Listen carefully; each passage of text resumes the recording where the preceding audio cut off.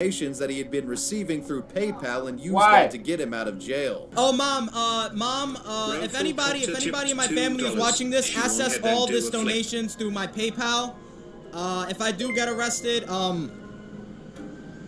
you know, access this and get the king back out in New York, please. Officers would reach and detain Mr. Sanchez and pull him down off the bridge unharmed. He was charged with reckless endangerment, unlawful possession of a noxious substance related to the pepper spray, and criminal trespassing. He was also taken to the hospital for a psychiatric evaluation. The man would later be bailed out. Now you think old Malik, you know, Smooth Sanchez, he would have learned his lesson after something like this. But no, unfortunately, this is only the beginning of his degenerate bullshit. However, nothing lasts forever, and eventually Sanchez would get got for good. In February of 2021, Malik live-streamed himself at an outdoor seating area of a restaurant in New York's Flatiron District. And here, he would begin to publicly start yelling out terroristic threats. What? Allahu Akbar. Allahu Akbar. Bomb detonation in two minutes. I take you with me and I kill all of you. I kill all of you right now, and I kill all of you for Allah. Fuck that shit. I'm gonna do it. I'm gonna do it for Allah. I'm going to do it for Allah, Allah. After yelling this at two women that were at the restaurant, Sanchez fled the area and went about his normal sort of trolling antics. And he didn't face any immediate punishment the day of making these comments. However, apparently sometime later, the feds found this footage and didn't take his threats lightly. Months later, in April of 2021, Malik Sanchez was arrested and charged by federal authorities for perpetrating a hoax bomb threat. Apparently, a number of his videos were reviewed by the FBI, and the man was arrested in the process. After being detained, prosecutors argued that Sanchez should be held without bail due to his proclivity for creating dangerous IRL live streaming content. There was also concern after police had searched Malik and allegedly found 5 magazines fitting a Glock pistol. Taking recommendations from the prosecutor, the judge agreed to hold Sanchez without bail. In November of 2021, Malik Sanchez pled guilty to 1 count of converting false and misleading information in violation of Title 18 United States Code Section 1038, which carries a maximum sentence of 5 years in prison. Malik's sentencing was in April of 2022. During the hearing, he apologized to the women he had threatened and said that his behavior was that of, quote, an immature and reckless child.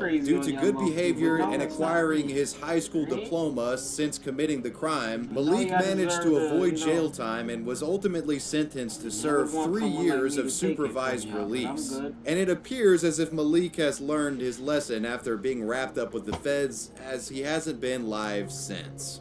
This story involves a careless and inconsiderate drunk driver live streaming themselves on Periscope. This is the arrest of Whitney Beale. On a Friday night in Lakeland, Florida, in October of 2015, 23-year-old Whitney Beale is live streaming herself on Periscope. Oh my God! Oh my God! I see it. After finishing her drinks, the woman makes one of the worst decisions imaginable and loads up in her vehicle and heads home and live streams the entire drive, considerably drunk. Damn. Hi guys. If you're not new, I'm driving home drunk. The idiotic woman even commenting to the viewers of her stream how she might get arrested for a DUI. That would be so crazy, right? Yo, I hate people like that. It's like you know you're doing some stupid shit. Let's see if I get a DUI. In the USA, people, let's see if I get a DUI. Why? And this was one of those rare circumstances where the live stream chat was actually giving this woman good advice, encouraging her to pull over and stop. She take your bad move. Hey, call a cab. I hope this is a joke. It is so sick to say that you're drunk and drive a vehicle. Ticket, you're about to die. Whitney would continue her drunken drive around Lakeland for close to an hour, rambling about. Throughout the stream, many indicators of this woman being completely plastered are apparent, such as her stopping at a green light and the car behind her literally honking at her constantly. Driving drunk is not cool. The woman was so fucked up, she was asking her chat how to drive. Please supervise me, because I feel like I'm not driving straight right now. The drunken romp eventually becomes destructive after the woman drives through a street sign in the median of the road, yeah, the front tire in the process. This bitch is crazy. Oh my God, I really hope I don't. I'm a fucking tire. Chad continued to plead with her to stop. This is a bad idea. Why are you doing this? Watch the previous post. She torn a street sign down. Seriously, you gotta stop. You're embarrassing yourself. When it became clear that Whitney wouldn't listen to them, chatters took matters into their own hands and made calls to the police. Police would receive numerous 911 calls about Whitney from the viewers. Around this time, Whitney had gotten lost in a residential neighborhood and was low on fuel and also had a flat tire. Hi there. I just saw a girl on Periscope driving drunk. She doesn't know where she is, and she's driving really fast. What is Periscope? It's something that people broadcast live. You want to send me the link? I'll see if I can figure out where she's at and get somebody with her to check on her. Officers were able to review the live stream footage and use that street sign that she ran over as like a way to determine where she was at. And eventually, Whitney Beale was tracked down by police and pulled over. The drunk woman refused a breathalyzer and completely failed the sobriety test that she was administered. Whitney Beale was arrested at the scene and charged with a DUI. In February of 2016, Whitney pled no contest to driving under the influence. She received a 6 months license suspension, 10 days of vehicle impoundment, and 12 months probation. She was also issued 150 hours of community service and 10 days of weekend work release. This is one of the most fucked up things you could do, and it's a miracle that this woman didn't kill somebody, but yeah, that's the story of the dumb woman that live streamed herself fucking drunk as hell while driving. The inclusion of this next story should come to no surprise for those of you invested in the lore of live streaming. It's the time when Ice Poseidon got swatted while boarding a plane. Ice Poseidon, real name Paul Danino, doesn't need much of an introduction. The man is essentially popular for popularizing IRL streaming as a genre. You know, going around in public, interacting with strangers, and just sort of seeing what happens. What do we have here? Let's see. We got Content City. We got Content City, get Belgium. They said this was a college town. The viewers who live in Belgium, they said this was a college town. Where the girls at? Where the content at? Ice Poseidon's IRL streaming content was unpredictable to say the least. Not only in the sense that random passerbys added to the chaos of the content, but you also had thousands of people watching the stream at home who would inadvertently know his location just the web, protecting you as you browse by blocking malicious downloads, shielding your personal data, and Good morning, sir. What's your name? Me? Yeah, yes. Nathaniel Saxon, sir. Your name's not Buttfucker 3000. Logging into my court with that is your screen. Just that a little bit. Oh what shit! kind of idiot logs into court like that? And while there's been a plethora of laugh-out-loud moments and memes born out of these live-stream court hearings, there's been one That dude said, your name is not Buttfucker 3000. Oh shit, man.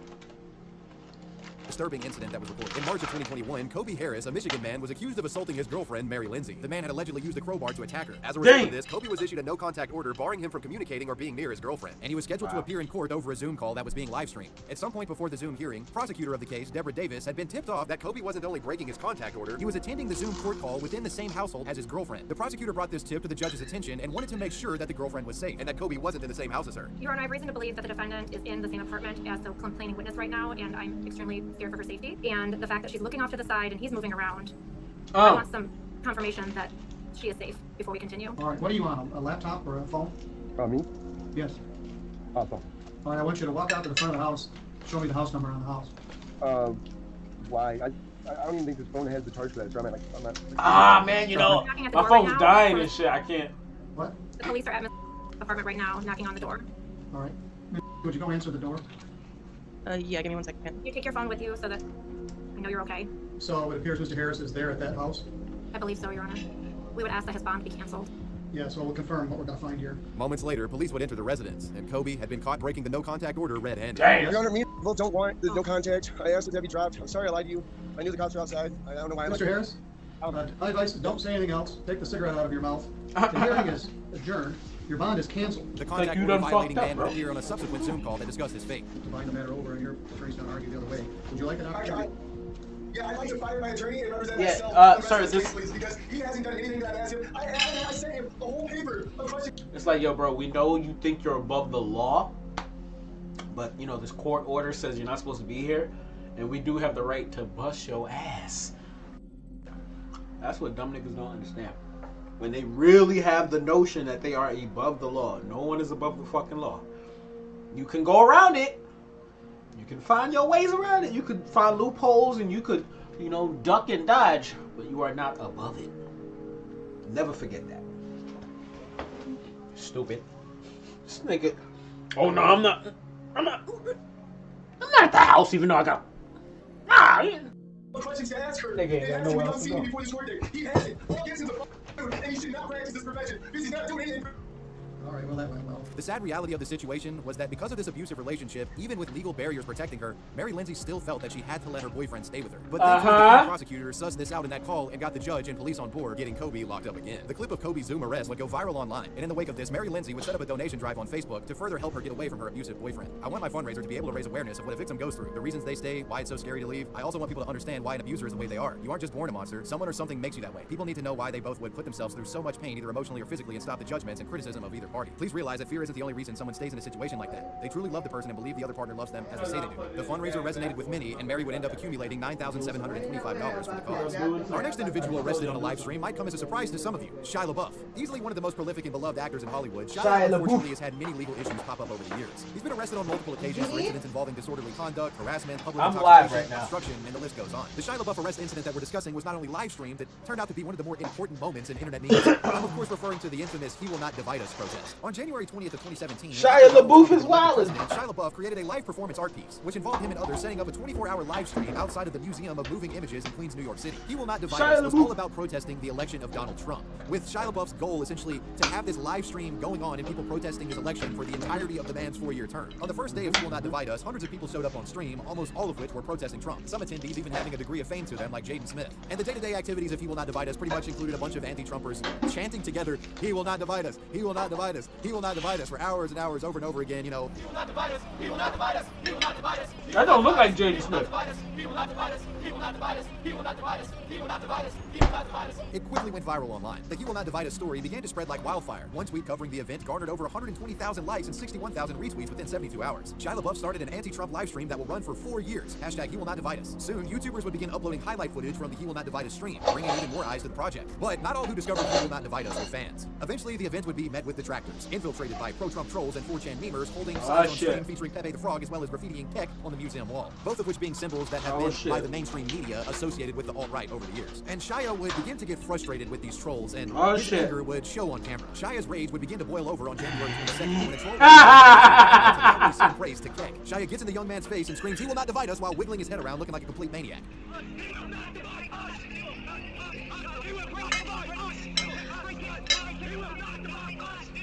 Wait, is that?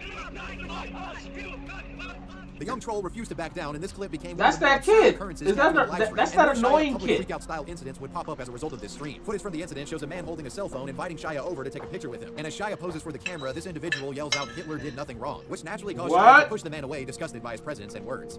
Hey, Shia. Hey, what's up? Bang bang. Hitler did nothing wrong.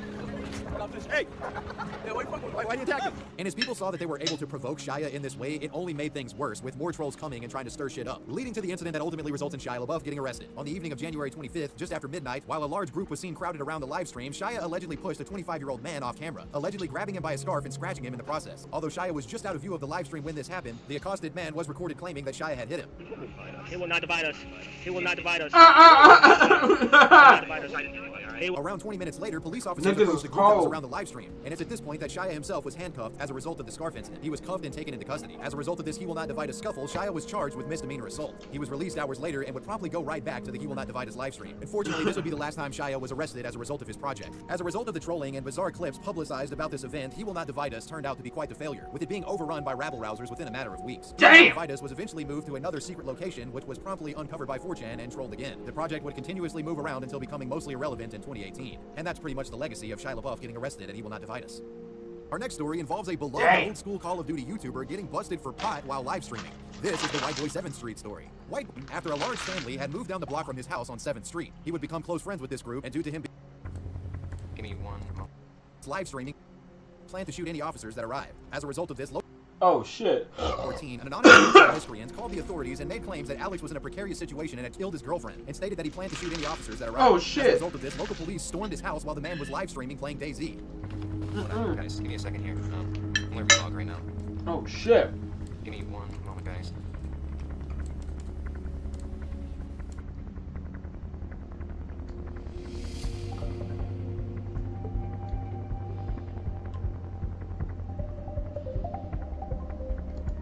Damn. For those of you that don't know, in Ice Poseidon's community, these little like sort of orbiter underling streamers that get their fame from him are referred to as Andes. For his girlfriend. Okay, I'll tell him. Okay, I'll tell him I'm so sorry. Oh god.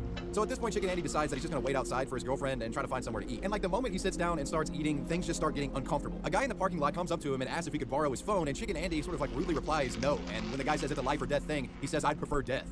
Oh! What's up? No. A what? Yeah, but it's like locked and stuff. I was trying to use it because it was like... I learned my lesson last time. I got robbed last time letting someone use my phone. I can't let anyone use my phone. It pisses me off. Yeah, but it was life or death. It was life or death? That's a life or death. I'll take death. Yeah, And what you'll find is that Andy wasn't a big hit with the locals, as while he's sitting in this parking lot eating, his chat is playing off loud racist text-to-speech messages that are being heard by people in the public around him. Oh, they're wildin'. Don't need that stuff. No. And eventually this leads to a somewhat violent confrontation. Andy tried to explain to these passerbys that he didn't have control over what the chat was saying, but they weren't having any of it. You don't have no control over what the chat is saying.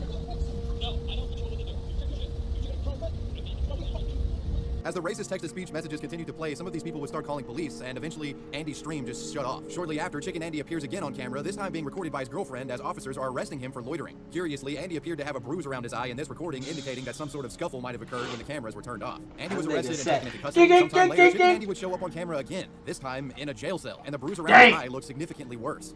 I just got off the phone with JJ. JJ's gonna come here and he's gonna put up the money for us. If we don't have the money, They kicked homie's eye out, bro. Damn, bro. Here till the 4th, with a week till the 4th, which is Monday. It was clear that the guy took some licks. While in the jail cell, he updates his audience about what had happened and how he was going to get out. Alice and I both have to pay. I'm arrested for loitering when I didn't loiter because I had business there, so I'm gonna fight them press charges, and I'm pressing fucking charges. On September 13th, just 2 days later, Chicken Andy was released from jail and explained the situation further to his stream, claiming that he had y'all to make go rich, to, man. and that he did indeed get This jumped by shit people in the parking lot, crazy. and that's how he got that bruise on his eye. I'm free to go. No shade to anyone else, all the store owners, nothing towards them. They're all cool. Y'all be Even though I got making jumped, I these didn't see you jump me, so niggas rich, man. In the end, this situation resulted in Andy having to pay a $200 fine, and that was about it. And as far as the individuals that allegedly assaulted Andy, I don't think anything legally ever became of it. Whatever the case, this incident was nothing more than a bump in the road for Chicken Andy, and he continues to stream to this day. Our next story is that of Trick2G, a League of Legends streamer who was apparently swatted during his 800,000 follower celebration stream. Trick2G, aka March 13, 1984, in Florida. The man is a League of Legends streamer on Twitch, known for his comical theatrics and unpredictable persona.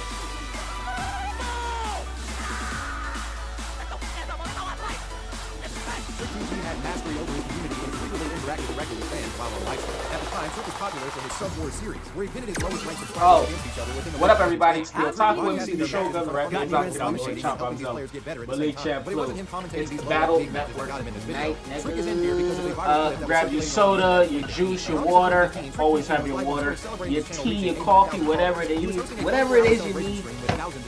Replenish yourself. Grab your food. It's 6:52. You already know what time it is. It's Friday. SmackDown is tonight, so we're doing the sidecast. Oh shit! Oh.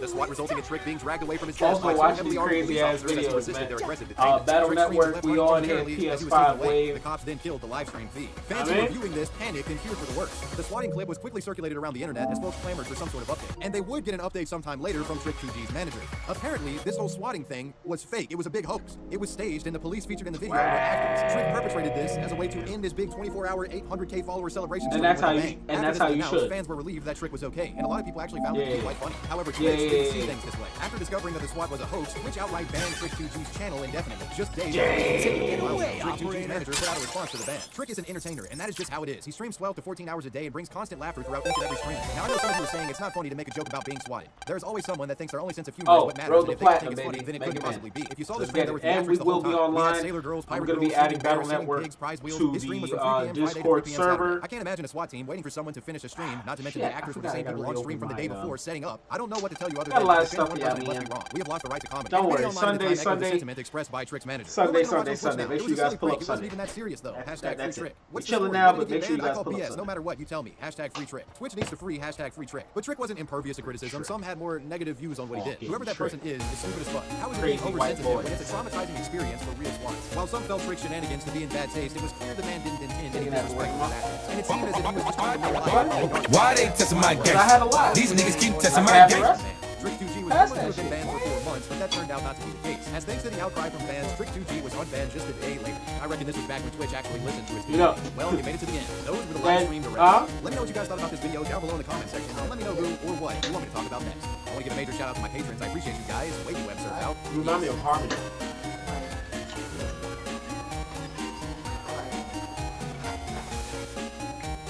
When I'm streaming, I say some extra shit. Y'all just keep to yourself while I'm streaming. Right, guys?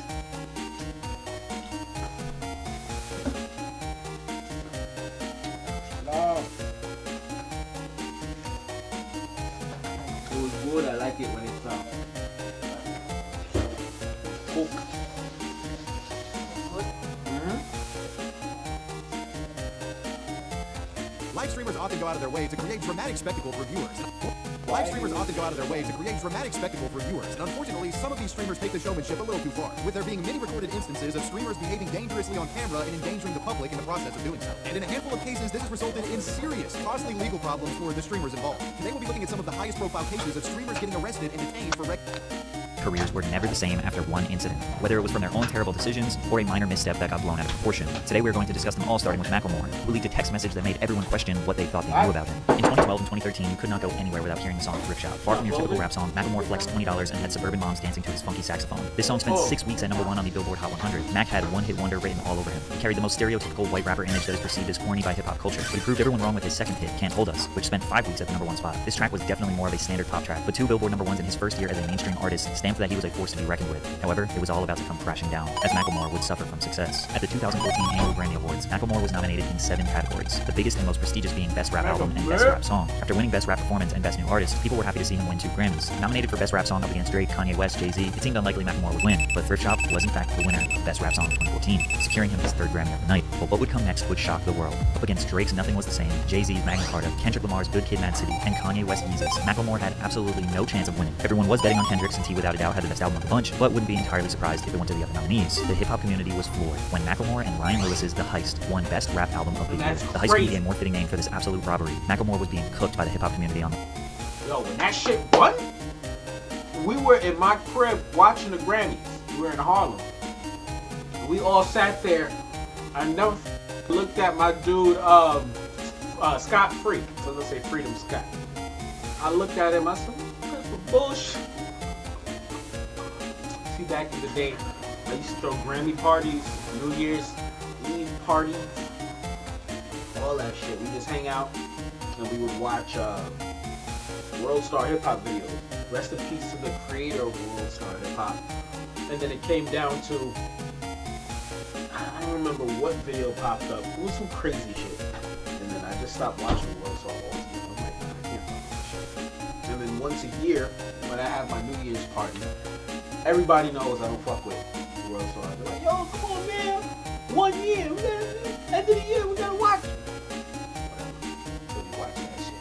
But I'll never forget that Grammy party. We was chilling. Macklemore won? All of us were like, what the fuck? Great.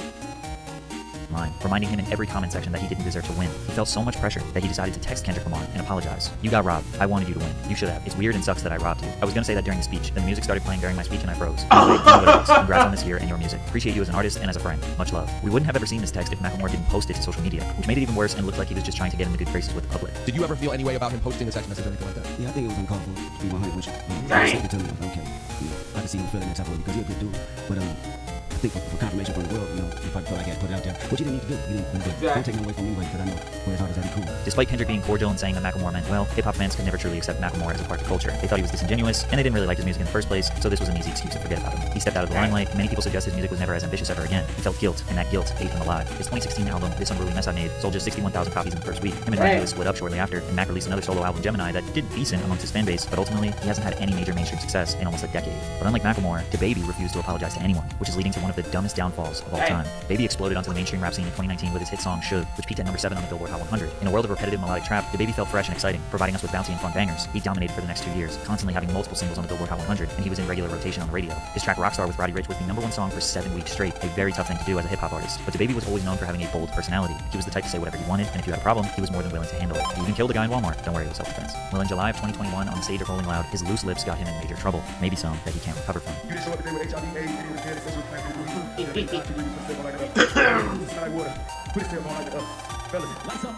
Right.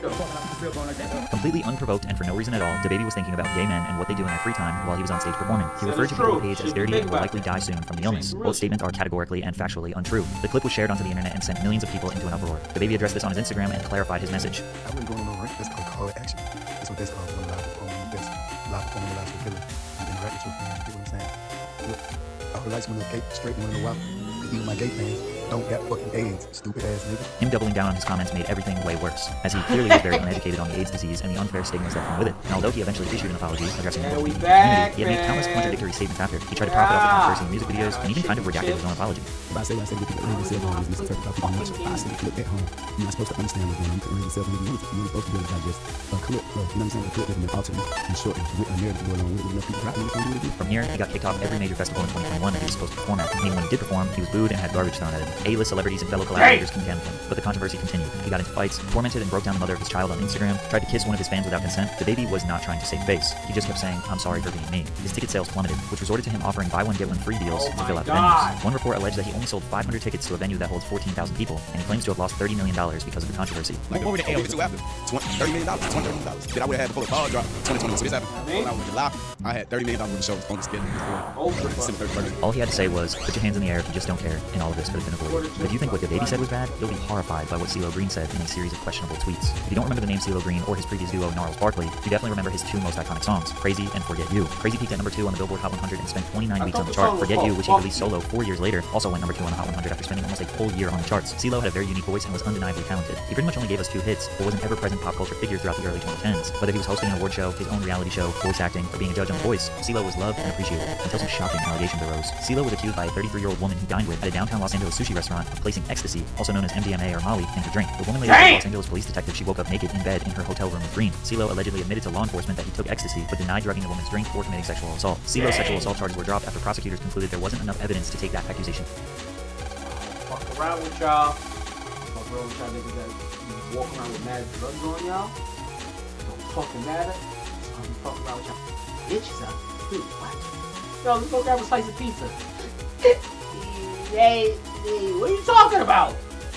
We just had some pizza. You said ecstasy on nice slices. What are you talking about? I went to the fucking video game store up there. I bought a controller. What are you talking? I ain't got time. But he was found guilty on drug charges, which landed him 3 years probation. But it wasn't the nature of the charges that ruined his career, it's what he said on Twitter after the case. After being criticized by people in public tweets, he decided to respond. "Women who have really been R-worded, remember, but be taken. So if I tried but did not succeed, but the person said I did, then what really happened? When someone breaks in a home, there is broken glass. Where is your plausible proof anyone was R-worded? If someone passed out, they're not even with it consciously, so with implies consent." It's hard to see what point he was trying to make here, but the blogs were not holding back. CeeLo, it's not if you forget. CeeLo Green, it isn't if the victim is unconscious. After these tweets, his reputation was destroyed. He lost all of his live performance bookings, he quit The Voice to avoid being fired, his TV show was canceled, and he basically disappeared from the pop culture zeitgeist, pretty much surviving off royalties and small film roles here and there. But I guess him and I are friends now? Damn, CeeLo. My friends do call me that, so.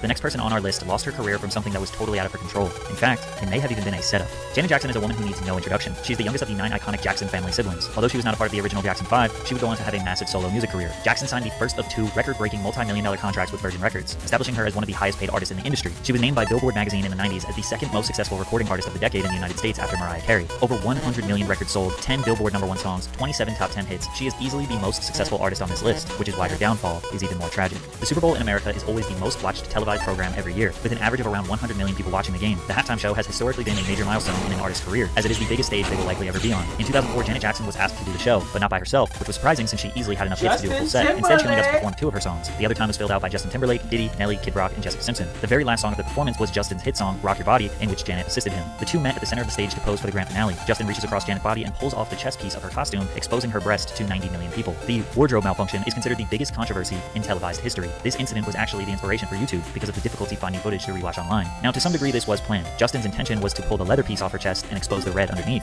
but he ripped too much. In the split second the camera was on Janet, you can see her look down in shock. She tried to cover herself while Timberlake stood holding the ripped pieces of her costume and bra. The FCC received more than 500,000 complaints after the performance. CBS was fined $550,000, and the halftime sponsor AOL demanded a return of the $10 million advertising cost they paid to the NFL. Justin apologized. That's why. You see all of that stuff y'all just fucking heard? That's why a nigga takes his time with investment. I also got to cut back on using the N-word. That's part of my daily vocabulary. But that's the main reason why a lot of people have been falling off of YouTube. Because a lot of you guys and gals out there don't understand and know that. A lot of fines that be going around and people getting, getting strikes on their channel. It's crazy. I remember I was trying to do what's all they're doing? What the fuck caused them to I forgot what it was, but my channel got an older video. Old video I did with T-Money. It was an NWO episode. And the video had like, I gotta be careful with these videos right here. I can't really save them, or they might have to get edited. They were talking about some extra shit. They were talking about some crazy shit. And, you know, we played the audio, and we responded to that.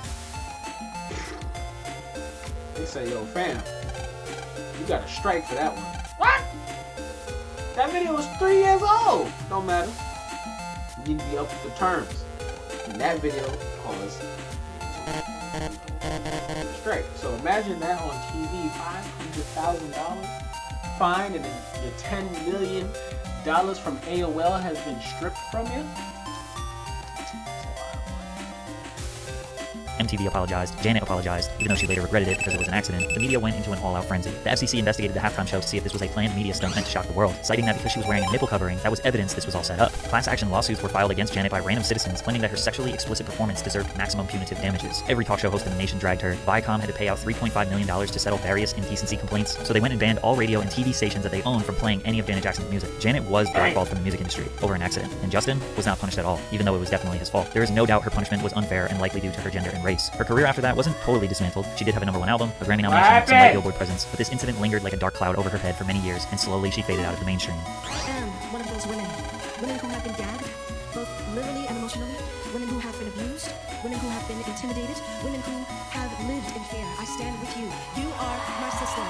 However, today, most people can all agree that this was just an overreaction, and she is still highly regarded as one of the most iconic pop stars of all time. Overreacting to small mistakes seemed to be common in the early 2000s, because this next artist's career was destroyed by something so small, it's almost unbelievable. Ashley Simpson was the younger sister of the already famous pop star Jessica Simpson, who was a multi-platinum Billboard charting recording artist. She also had her own MTV show, Newlyweds, and Nick and Jessica, was one of the most popular programs on the network. MTV wanted to capitalize on the Simpson sisters' newfound fame, and gave Ashley her own series called The Ashley Simpson Show. The series ran for 2 seasons and aired every week on MTV directly after. I never understood why everybody was crazy over her sister. That bitch was shot, bro. I love a chick with a different kind of nose, but she just no.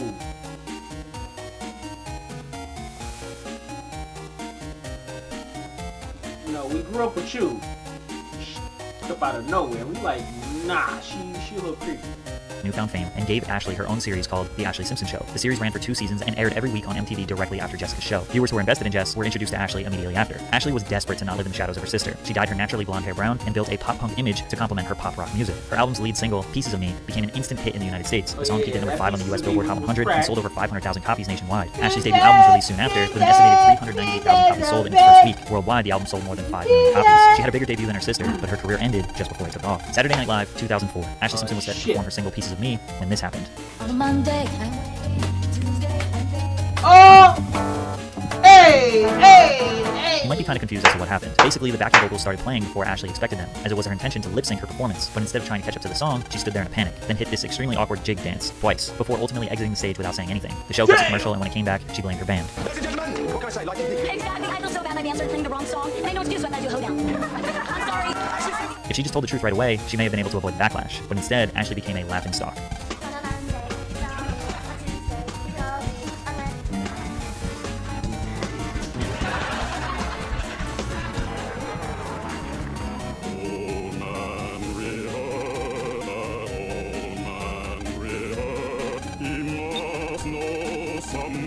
Even news anchors poked fun at her. Sister's performance on Saturday Night Live was, well, out of sync, you could say.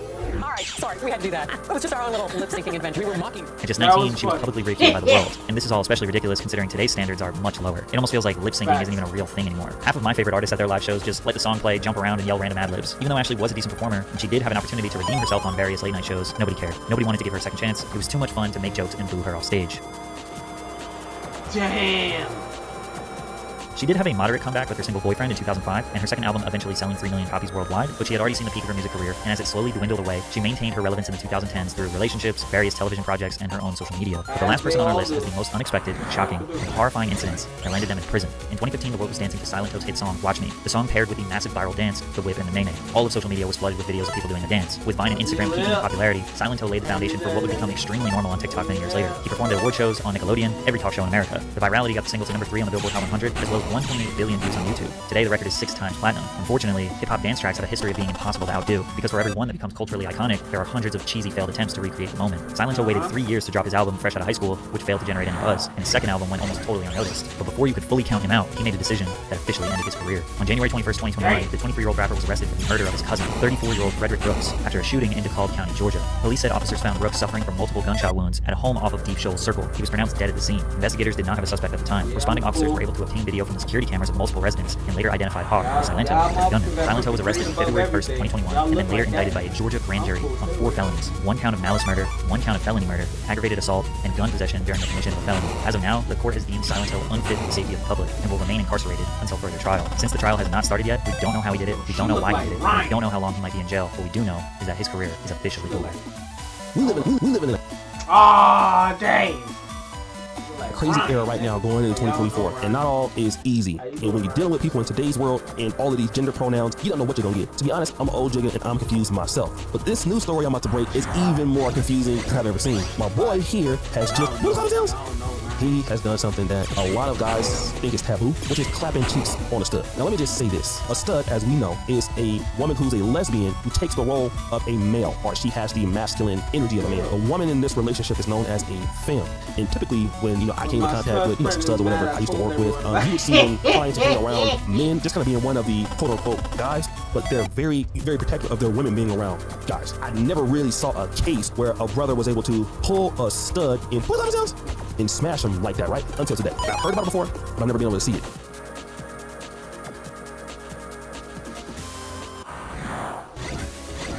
Smash the stud before.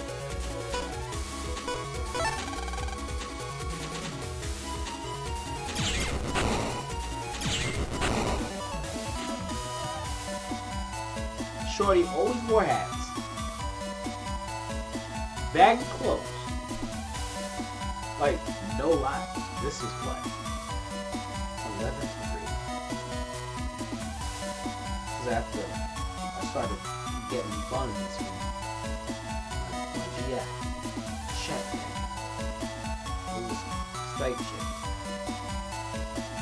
Not gonna say a name. Starts with K.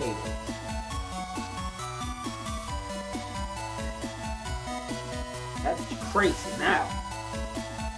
Everybody gets older. 20 years ago, though, you could say? 20? About 20.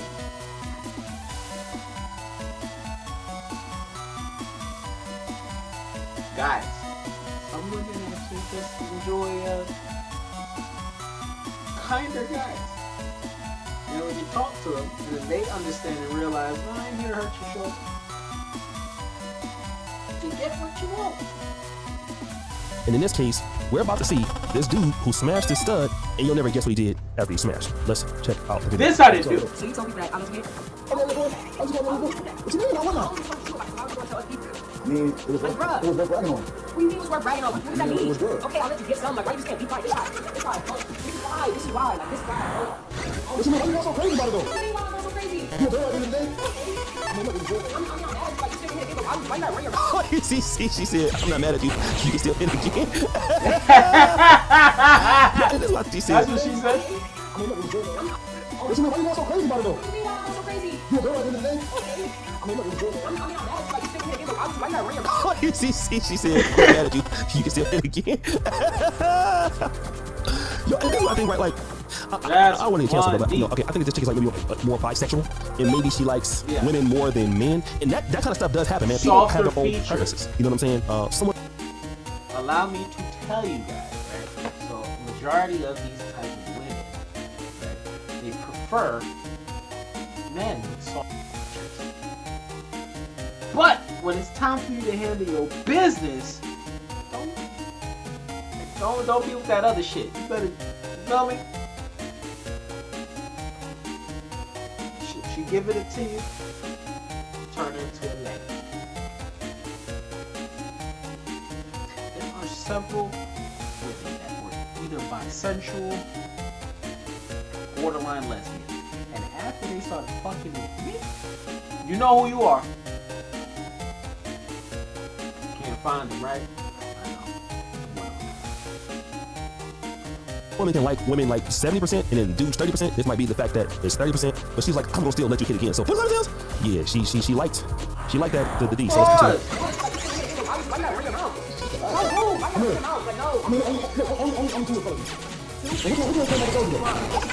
Let me talk to you, a lot of you brothers, man. Some of you dudes, right? You know how a lot of brothers are, we got chicks that we dealing with, brothers like to show pictures, dudes like to show stuff like that, right? I mean, I'm not really into that kind of thing so much, like talking about, who I pounded or whatever. But, if it's somebody that don't nobody know, it's easier to maybe have a conversation like, yo, this is chick, out back in the day, I did X, Y, and Z with her, but this dude told somebody they know, and then that dude went back and told. Like, man, I'm telling you, man, people, that's why, man, you never kiss and tell, man. Yo, it was one dude I knew, man, he used to take shit down, bro. I'm talking about, the dude was a killer, man. He was a cheek clapper. He used to get dudes' moms and everything, bro. He was just old ladies' moms, girlfriends, whatever, bro. And it wasn't until he didn't tell nobody, you know what I'm saying? But he had clapped a lot of cheeks. He even got my girl, man. I found out, he actually told me. He was like, look, story time. So I was in high school and I used to deal with this. And I'm trying not to wild out and violate y'all niggas, because a lot of y'all know y'all moms and y'all sisters want to taste my dick. Y'all know y'all wives want my cock on the fucking forehead. And I'm not that kind of nigga. I actually am, but I'm married now, so y'all love me. Ooh-wee!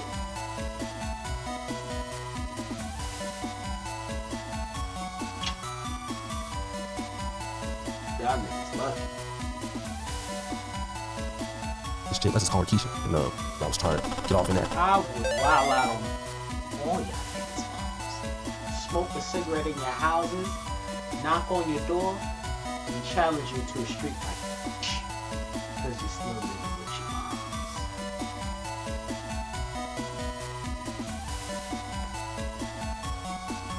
I could, should, I would do that.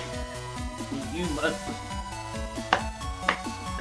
You know how many bitches have fucked that? Let me not, man. I couldn't get off. I thought the girl was a virgin. I'm more thinking, well, I can't get in there because my stuff is sued, whatever. That really wasn't the case. She just wasn't letting your boy get off in there. But he was all off in there. And I know he was all off in there because he was telling me certain things about her that for sure I knew he was off in there, right? So I found out right then and there. But anyways, let's get back to the whole thing here. What is he telling you? I mean, because I hurt his leg. Because, number one, they don't take you seriously. He want to hit it too. And the other dude, it looks like, in this case, I mean, she's a nice looking young lady. I mean, but she kind of, she's thin and kind of petite. So it seems like the dude just smashed her just because, she was a stud. And just to say that he hit it, it wasn't like she liked him. She seemed like she's nice though, man. You're trying to like the dude or whatever, man. But the dude just pounding her out just to say that he did it. So, I mean, whatever. If you ever want to come to Africa, and that's the way you'll say the OG. I can't tell nobody. Except the camera guy. Well, she look like Mecca.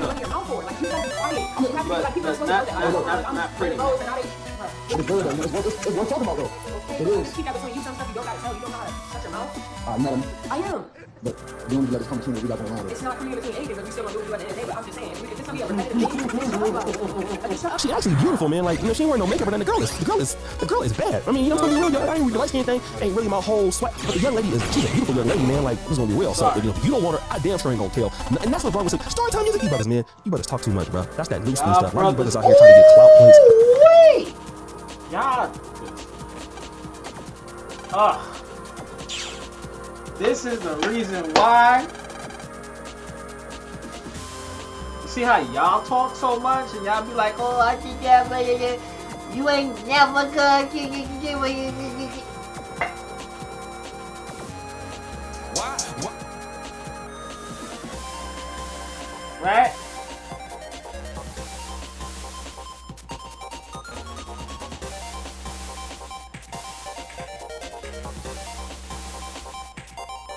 This is why.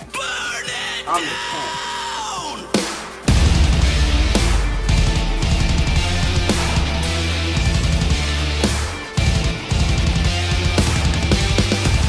I done seen that majority of those wild guys several times.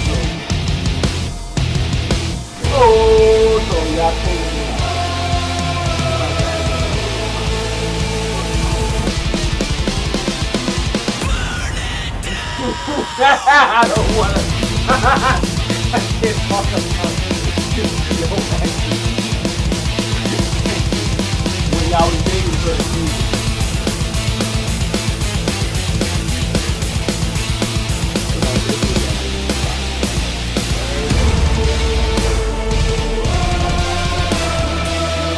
Lady.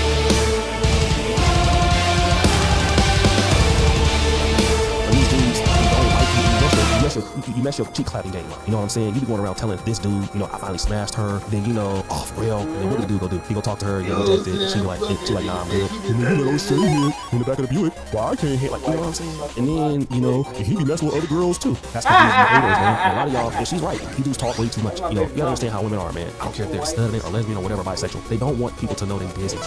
Do you know how many chicks I have collabed in my life? There's been some chicks I never want to be seen with. And I had a homeboy, man. He hit this one big girl, man. And you know, he was like dancing like genuine in front of her butt naked and stuff. She told me about it too, man. He tried his level best to deny the fact that he had baby oil on his body, dancing like genuine, like doing this. You know what I'm saying? And she, I know she ain't lying about that, but you know, ain't really happening, right? So you know, you gotta keep your stuff quiet. You know, like with the girl. And again, what kind of points you proving, man? Like a lot of these dudes y'all hang around don't like you, man. It's gonna be real. Most of the dudes you hang around don't like you. They'll tell you, they'll snitch on you, they will stab themselves in the back to get with a chick. This chick is actually pretty, and you know, probably ain't gonna go nowhere. But man, you know, she over there breaking you off something, man. You know what I mean? The girl like you and all that. You know, don't go out there having her like a little Tatiana. She might be studded up, but hey, she like her, you know, she like her meat too, bro. And a lot of you jiggers just talk too much, like completely. You let everybody know that you hitting something. You know what I mean? Let everybody know you getting some money. And that's why y'all be getting knocked in the head and set up like y'all be doing, because you talk too much. You know what I'm saying? An OG like me, I don't never really do no talking. If I'm clapping, y'all ain't never seen me discuss any kind of business or who I'm dealing with or nothing like that, because I'm a player. Guys, what y'all think it's Will Street Jackson? Back at the being for the episode here at Fair Use. We out. It is Friday, December 29th. Let's talk PlayStation. Welcome back, everyone, to the final 2023 LTPS. As always, let's begin with our PS Plus reminder. This is your last call to play the December PS Plus essential games before they go away. This coming Tuesday, on the 2nd of 2024, going to change over to Plague Tale Requiem on PS5, Evil West on PS4, PS5, and Nobody Saved the World on PS4, PS5 as well. I'll tell you, not a bad way to start off a new year. Plague Tale Requiem, that's something where a lot of folks really enjoyed that first game. I did well, so that is a great one to kick it off with. Also, Evil West, not many people got to try that game out like in 2022. Wow! Those more, I guess, low-key titles, if we can call it that, rounding out the lineup with Nobody Saved the World, so some good variety there. There's really not many other bad ways to start the new year with PS Plus, so definitely something. Besides that second game, now moving on to our first news story, Sony finally gave us an update on the game we're publishing on this year, and that is Stellar Blade, where they did not make any sort of formal acknowledgement of this game getting delayed, but it seemed very obvious it was not going to come out on time. So recently on the PlayStation blog for my laptop games coming out next year, Stellar Blade is on there. They don't say anything in particular or anything noteworthy about it, just some very brief marketing talks and the game at 2024 release window. Just 2024, by the way. So sometimes this is where they, you know, and they don't make a big deal about this, but sometimes they'll put a proper quarter release window on there. But we do not agree with that. So we know the game is coming out next year, and let's hope they actually do shift up the studio ship sometime next year. Considering that a lot of people are also really looking forward to this game as well. Now, we were not able to cover this on last week's LTPS, it was shortly after the show went up, but we can also mention that Insomniac Games did finally make an acknowledgement of the breach, which is, of course, still unfortunate, and it seemed like their initial play was to not say anything about it, same for SIE. I'm sure between the studio and SIE, they're scrambling and looking at options and understanding the severity of the leak, and there's a lot more that's at play outside of just having like formal statements and bringing more attention to this. But having said that, they did publish a statement finally where they said, we want everyone to enjoy the game we develop as intended and as our players deserve. However, like Logan, Insomniac is resilient. Marvel's Wolverine continues as planned. The game is in early production and will no doubt greatly evolve throughout development. As they violated. While we appreciate everyone's enthusiasm, they shared information about everything. And Insomniac should your ongoing support during this change. When it comes to development, I have seen some of these suggestions. you're not supposed to from this breach. let anyone see super early anything until that's out there. It's not you super are early enough in terms of so you have these fools out here. Whether we know those things from the breach or not, it's still subject to change naturally. Maybe it's fucking it up. So they could just trash and scrap the whole game and say, nah, we gotta do something right here. Was or was not going to happen. You know, it was going to have a rough outline of what was going to happen. They wanted to scrap the whole very thing. big elements that are going to eventually either get cut or things get out of hand. It's okay to learn how to do things, right? But like, stop. There's so much certain things further along than we thought it was. Certainly say that the timeline of this game is not 1.4 or 1.5 for that matter. So and that was all internal anyway. So it's not something where the game is now further out because of this breach. They are very likely going to still continue the game as they were planning on shaping molding this thing into the final product at some point. So regardless of this breach happening, I think we can say that they are going to carve this battle out in the way they were still planning on doing it, not having the breach get in the way. But at least we'll find out what it is. It's so unfortunate that the most important thing about why this was a really bad situation is all the personal information. So I'm sure they're still really investigating that portion. Yeah, Now, we did mention before, though, that when it comes to PlayStation business, there are other local items that do come out eventually, and we're going to touch on that, which we now got a lot more in regards to PlayStation Plus. It's really more of an inside kind of thing, but at the very minimum, we can get an idea of where Sony may possibly take a direction in the service. As we discussed from last week about how eventually we're going to have a 3.0 plan for PlayStation Plus, which will be unsurprisingly console. That's when we're going to deal with saturation because they are mostly saturating on console and how much they use subscribers outside of that. This is from the same slide, so this is actually like a 60-slide presentation of PlayStation Plus stuff, which a lot of it is pretty standard stuff that you expect from a large corporation. User engagement, the performance of the service, exploring ways to maximize performance metrics, long-term goals like console, etc., etc. And again, we're not going to actually display the slides, but again, in terms of what was displayed here, the item. So the slides are from early 2022, so when this presentation took place, it's covering up to early 2022, so not much. Now, there's no mention of PS2 Classics, since I know some are curious about this. They do list off PS1 and PSP for premium. I know that PS2 isn't coming, but just to put out there, there's no mention of there's really nothing like that on there. In terms of the entire origin service, there is a slide mentioning that they want to avoid what they call May 2023 risk, which we don't know what that is. It could be the first year after relaunch where subscribers will not possibly renew, but more likely that will be in relation to when the ABK deal was expected to close, which Jeff pointed out in the slide going over the service, which under category limited headline partners, they say Ubisoft is secured, Activision is out, Midway is not viable, so the proposed solutions are leaning on larger opportunity partners, identifying game date potential hits, and secure Take-Two and EA titles, which we do see that is eventually what Sony did throughout most of 2023. They also say a challenge in its budget, and the proposed solutions here are leveraging revenue share, crafting more focused monthly playoffs, and avoiding bad deals, which we have some no, seriously. As for engagement data, the key takeaway is that per player engagement drops with a static content library, but new content does drive engagement. The holidays see a large growth as they tend to do, but a very large growth title like Horizon Forbidden West in February 23 pushes the catalog to a wide engagement level that's back to the holiday months. So Horizon has that very good there, which it does seem like Forbidden West was absolutely a testament for playing such a big title into the catalog after only 1 year. We also have a different internal slide, which is the retail sales of that game compared to Zero Dawn, and identifying the retail slowdown once Forbidden West was added to PS Plus. Of course, they're probably benchmarking the game to see what kind of engagement it can drive, and if it's worth doing this versus keeping the game at retail for longer, because we do know that Zero Dawn has sold 24 million copies, and Forbidden West at this point, while it has done well at 8.4 million, it's now unlikely to ever reach Zero Dawn. But later in the slides, though, we do see that they're doing this for pretty much every third-party game on the service to better understand the cannibalization of sales when these games are available on PS Plus as well. Looking at the catalog holistically, first-party content is at least a quarter of total gameplay hours, getting as high as 35 and 40% of views with games like Miles Morales, Ghost of Tsushima, Spider-Man. They all steadily rank in the top 10 on the catalog. But looking at the premium section, so the tier 3 of the service, some metrics for the classic games we do have. Sony points out that the classics they perform well with the Halo effect, that being relevant new releases. So God of War 3 Remastered is the most played classic game, thanks to Ragnarok release. Number 2 is The Last of Us Remastered, thanks to the HBO show, and the God of War collection is number 3, and that's the only PS3 streaming title in the top 10. Elsewhere on the list, number 4, 5, and 9 are emulation titles for third parties. It doesn't say what games, but we have 3 third-party classic emulation titles are in the top 10. And we can see that they all have over 400,000 players each. The hours per player on each of them is fairly low, though. 2 of them are 1 hour on average per player, and the other is 0.6 hours. So more than likely, that's a short game than PS1 or PSP that people are just popping into, tiers again. So that's probably the story on there. But game trials on PS Plus Premium. Big surprise here, but they do find that those who play and complete their trials all the way through, those see a higher conversion rate for actually buying those games. And the key takeaway is that regardless of how long the trial is, if a person does finish the trial, their conversion rate is more likely that they're going to buy the game. The point we're getting at with a lot of these metrics, or at least I'm being important to is that we can get a good idea of where the organization might take PS Plus in the short term. So like the trial, like example, people, if they do end up finishing the trial, then they're likely to end up buying a better game, then that might encourage them to, avoid, well, not necessarily avoid, but they don't have to offer a trial for a really long game, like 3 somebody gets closer to the trial and they want to keep playing more, like that could be something that they might end up doing that, right? I mean, data is king in scenarios like this for most big organizations. So that's what's so fascinating about looking at a lot of the stuff, right? Especially for the classic portion. You can see that the top 10, you've only got 1 PS3 streaming title, and that's off the back of what is a very strong franchise in Halo Effect Ragnarok. So that's not really all too surprising. If anything, I actually am surprised to see that there's 3 emulation titles up there. The other spots would be filled in from more standard remaster games that are playing from the remaster section. Come on! It just, I guess it kind of is a bit encouraging that Sony can leverage some data and show that these games perform well on premium, but they're also looking at it in terms of the subscription itself and not necessarily a la carte data or how many titles as well. Many of them are offered via, you can buy them separately. The point being, I want Sony to be able to have some leverage when they approach other publishers and say, will you join our Classics program? Please, we only have Disney, and we're running out of Buzz Lightyear games. That's what I want to see more of, is what should I do?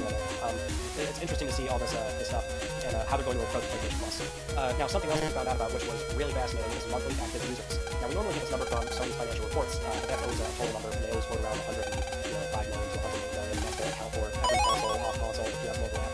We don't know exactly how they're tracking it. Presumably, it's just CPS and login. We don't normally have a breakdown, but now we do, because the internal slide showing the MAUs that run from January 2022, or excuse me, 21, all the way to February 2023. You can see that PS5's active PS7 accounts at the time was 37.1 million, most recent number that we have, which is extremely high given at the time they were 40 million levels. So PS4 unsurprisingly had the most at 71.5 million, which has been steadily decreasing as more PS5 gets sold. And the real news here is PSP's monthly active users as of February 2023 was at 1.9 million users. Now, the other thing is that if you look at the earliest point in the chart, January 2021, PS3 was at 6 million. So it's been decreasing a fair amount to where it's now down to, I mean, it's still a lot, obviously, but that is a pretty steep decline from what was only 2 years ago. And there's also a very real chance that they may be improving game streaming, if that is how they, try to obfuscate the numbers a little bit based on something that logs into PSN from a remote PS3 because the PS3 game that might count towards PS3 numbers.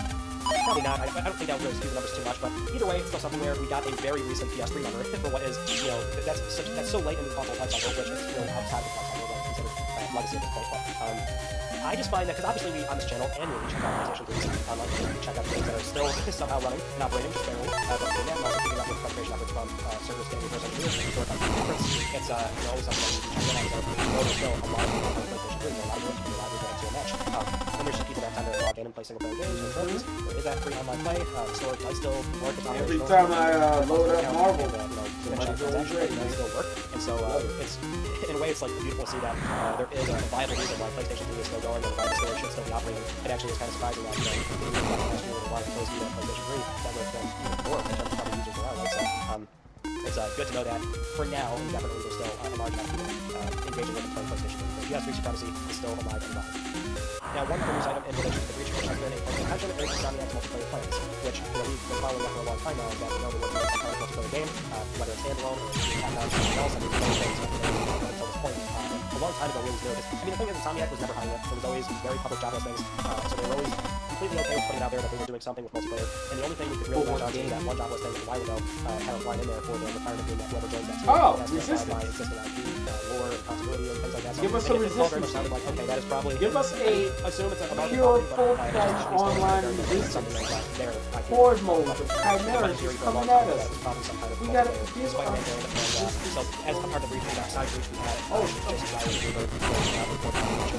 give us resistance. And so multiplayer apparently that game was canceled a long time ago. So between the report and what we did find out about from the breach, that was something that happened at some point. But this is where the point of contention comes in, because it seems like they are still very much hiring and working on multiplayer to some degree. It just seems like it might show up in something else down the road. And that's kind of where we leave that, right? Because again, I get that many are curious about looking at the breach and trying to figure out what we're going to get next. But it seems very much like that was what they were getting, but it just means that they're looking at other avenues for how they want to explore doing multiplayer at some point, which Insomniac is no stranger to, right? And as far as canceled games go, we can also say that there were, we did find out that at some point or another they were looking at Sunset Overdrive 2 and that was canceled. Same for Resistance 4, that was canceled. So, and that's like disappointing for some that want sequels to those games, but you have to look at the context of the film, and they probably didn't get very well after that. That's funny. That every new entry they were selling less and less of that game, which is disappointing, obviously. And then for Sunset Overdrive 2, that was still tied up a little bit with Microsoft publishing rights, even though the IP belonged to Insomniac, and therefore it's not on the SIE. That's why we're likely to never see the Sunset Overdrive IP come back in any sort of beautiful way, at least not anytime soon. That is funny. As far as goes, we do know that they have standalone Spider-Man game. Man. At some point down the road, and it does seem like it's only on Discord. We'll see this be officially revealed for Insomniac. Only on Discord. The Discord, we're gonna be scrolling through X-Men. YouTube channel where he was talking about having a long holy conversation, shit. and he started talking about how when it came to wow. for Kratos, he had made a remark about how only on X, only on Discord, man. I can't scroll through X. Try and replicate the voice, he would not want to do it. Anyway, he was encouraged to make a character of his own, and he had mentioned that he had gotten an opportunity to do something, and they wanted him to replicate the voice, and he said, no, I don't want to do it, which some, I guess, were misconstruing as Santa Monica was asking him to do it. This is kind of in relation to a certain sequence that happens in Valhalla. We're not going to talk about it or explain anything, but some thought maybe he was referring to that. And then very recently, Christopher Judge did give us an update on this over on X, where he says, and I quote here, just to clarify, no one at Sony Santa Monica asked me to voice match TC. Respectfully, Dennis Kratos goes from top to bottom. There was another game that asked me to do a voice match, and he also said not to work for Wakanda. So I guess if you heard about the story, that's what's going on there. But still a class act thing to say, and that's to have that kind of stance from Christopher Judge, especially given that it was still like very upsetting how TC Carson was kind of left out of the entire process, right? It's not even so much that they replaced him. I mean, these things do happen, right? We all know kind of these things. To not even be involved until we are getting casting a new character, there's a new game coming as a sort of courtesy call, which I know that does happen oftentimes. It's disappointing, obviously, but still, I love how Christopher Judge did take that stance and put it out there, right? To put respect on TC's name. That was a real hard one to see. Now, the other God of War news that we have is about a rumor that popped up over the weekend where the Xbox co-founder, Nick Baker, Special Nick, was talking about how he had heard that we're getting some kind of God of War collection remaster or something like that. I don't want to completely put words in his mouth, but to sort of paraphrase the whole thing, because he mentioned it briefly that damn, everything in his mouth is loud.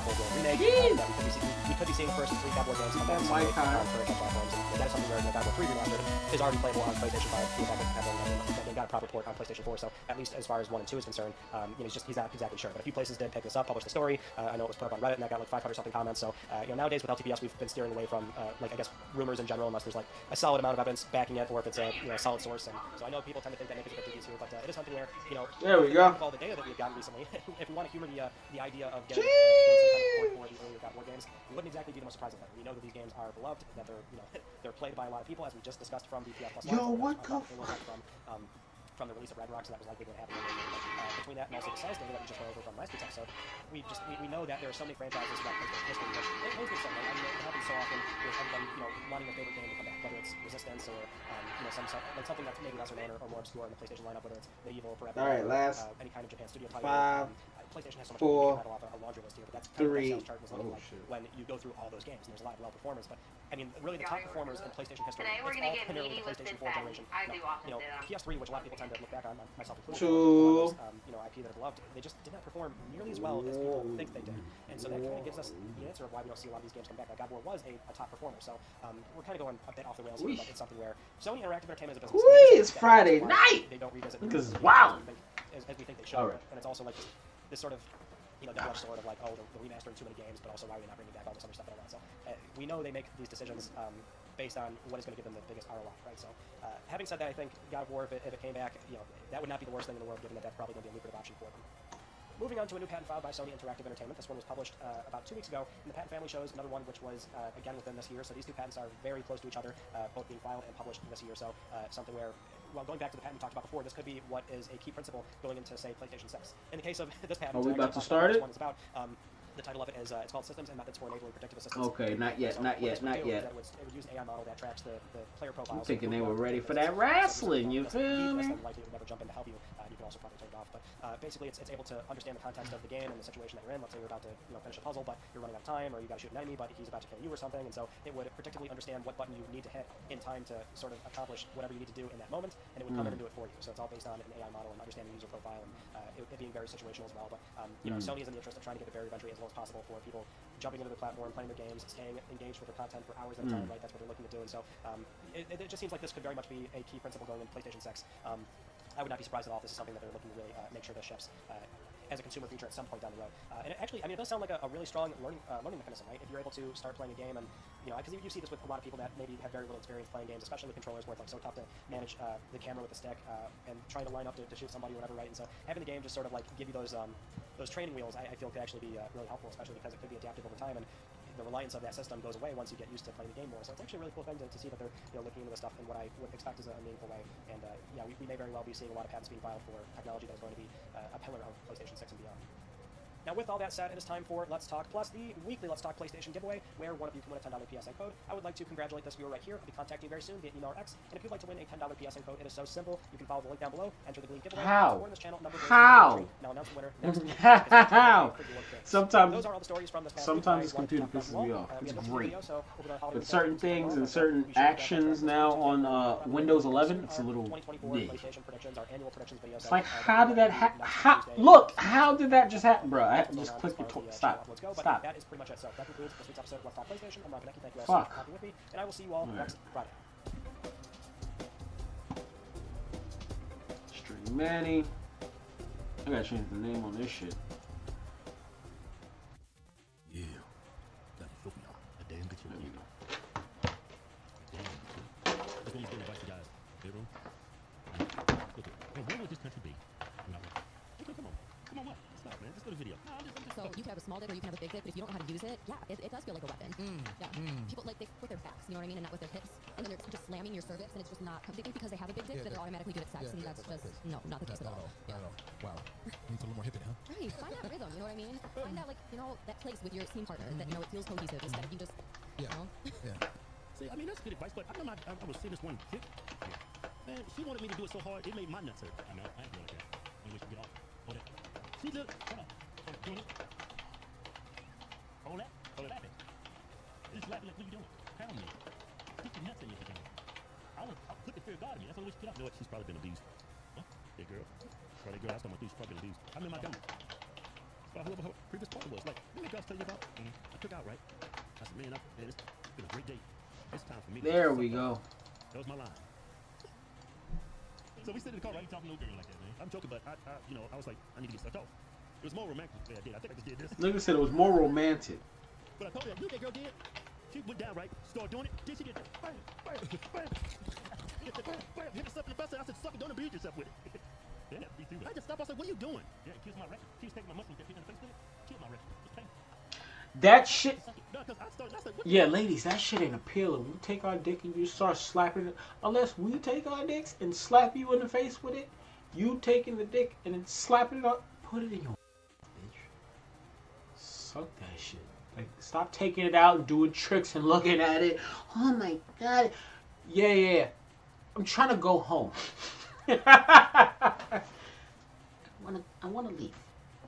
Alright? Jesus Christ.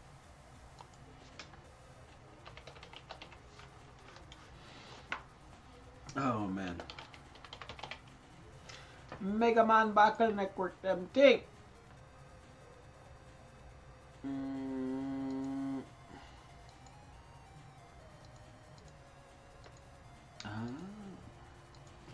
Oh, ain't no gambling on that shit.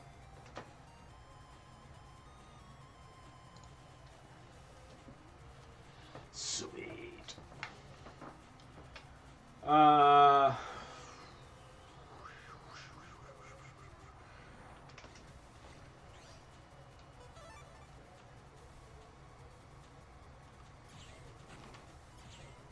This controller feels so sexy.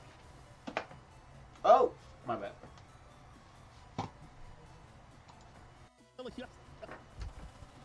I guess you're trying to turn me on. You know, black men never do that. I didn't know she was white. White girls, I'm telling you right now, white girls are ambitious to blow dogs. Black girls, you know, we're not all of them. You couldn't put it. If that's something very important to you in your relationship, then we get to blow down. But hey, a Latino. Tina? I do. Yeah, but oh my god, Latin. Nah, Latin woman. Hey, anybody. And then black. No lie. Back to her, the best Latin. Hey, back to what she said. You know I'm telling the truth. You know I ain't lying. Yeah, you lying. Be quiet. Look, every black woman I've been with, man, to make them suck you off, man, it's like black is gone. They give you a good hand job though, but they won't suck you off. As soon as you start going to black, like, white girl, but oh baby, look at all that cum. Hey, yeah, the white girl say that. Man, look at all that white and rubber cum. Black guy, oh my god, what the hell? And Hispanic women. There's some like the black women. Man, there was this one shorty saying, I don't know. All she wanted to do was just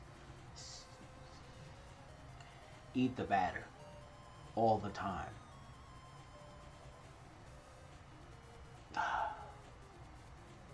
Puerto Rican Dominican mix. BB Dub. Jeez.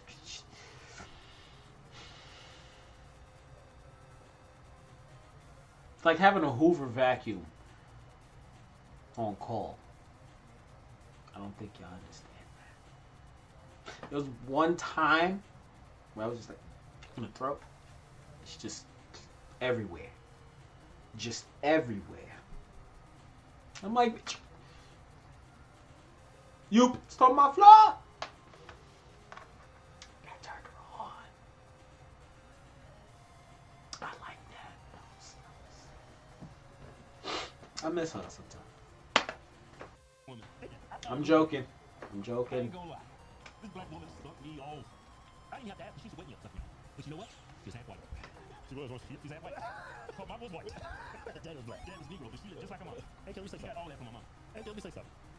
Now, some women like to be jackhammered, proud, right? But there's some women who like to, all that damn wave action on the beach Sunday morning. All that damn waving. And some girls like to get packed. Yeah, it's not a one size fit all. Some girls like, they like that, some girls like, they like that, man. Yeah, so everybody's different, man. You know I can't call up, man. My neck is hurt. This is like 3 days after. Because I got sensitive balls. So my girl lick the balls, don't suck my balls. That shit hurt. Yeah. You can lick them. You can like pull little hairs on that. Look, as soon as you start sucking my nuts, I'll go to fight. Get off me, what are you doing? That shit hurts. Oh, stuff. It is crazy. But what you expect? Look what we talking about. It's not one size fits all. You know what you gotta do? You gotta listen to your partner. If you jackhammer, make him say more. Nice. If you jackhammer, you look down, you got tears falling eyes. Hey, babe, what's wrong? Yeah, and the way you figure it out, first you start with that, right? Start with the wave, and then go ahead and then do this. You say, okay, like this. Well, she really like this. You know? That was crazy. What she just you didn't have that face when you was doing it. What about face like?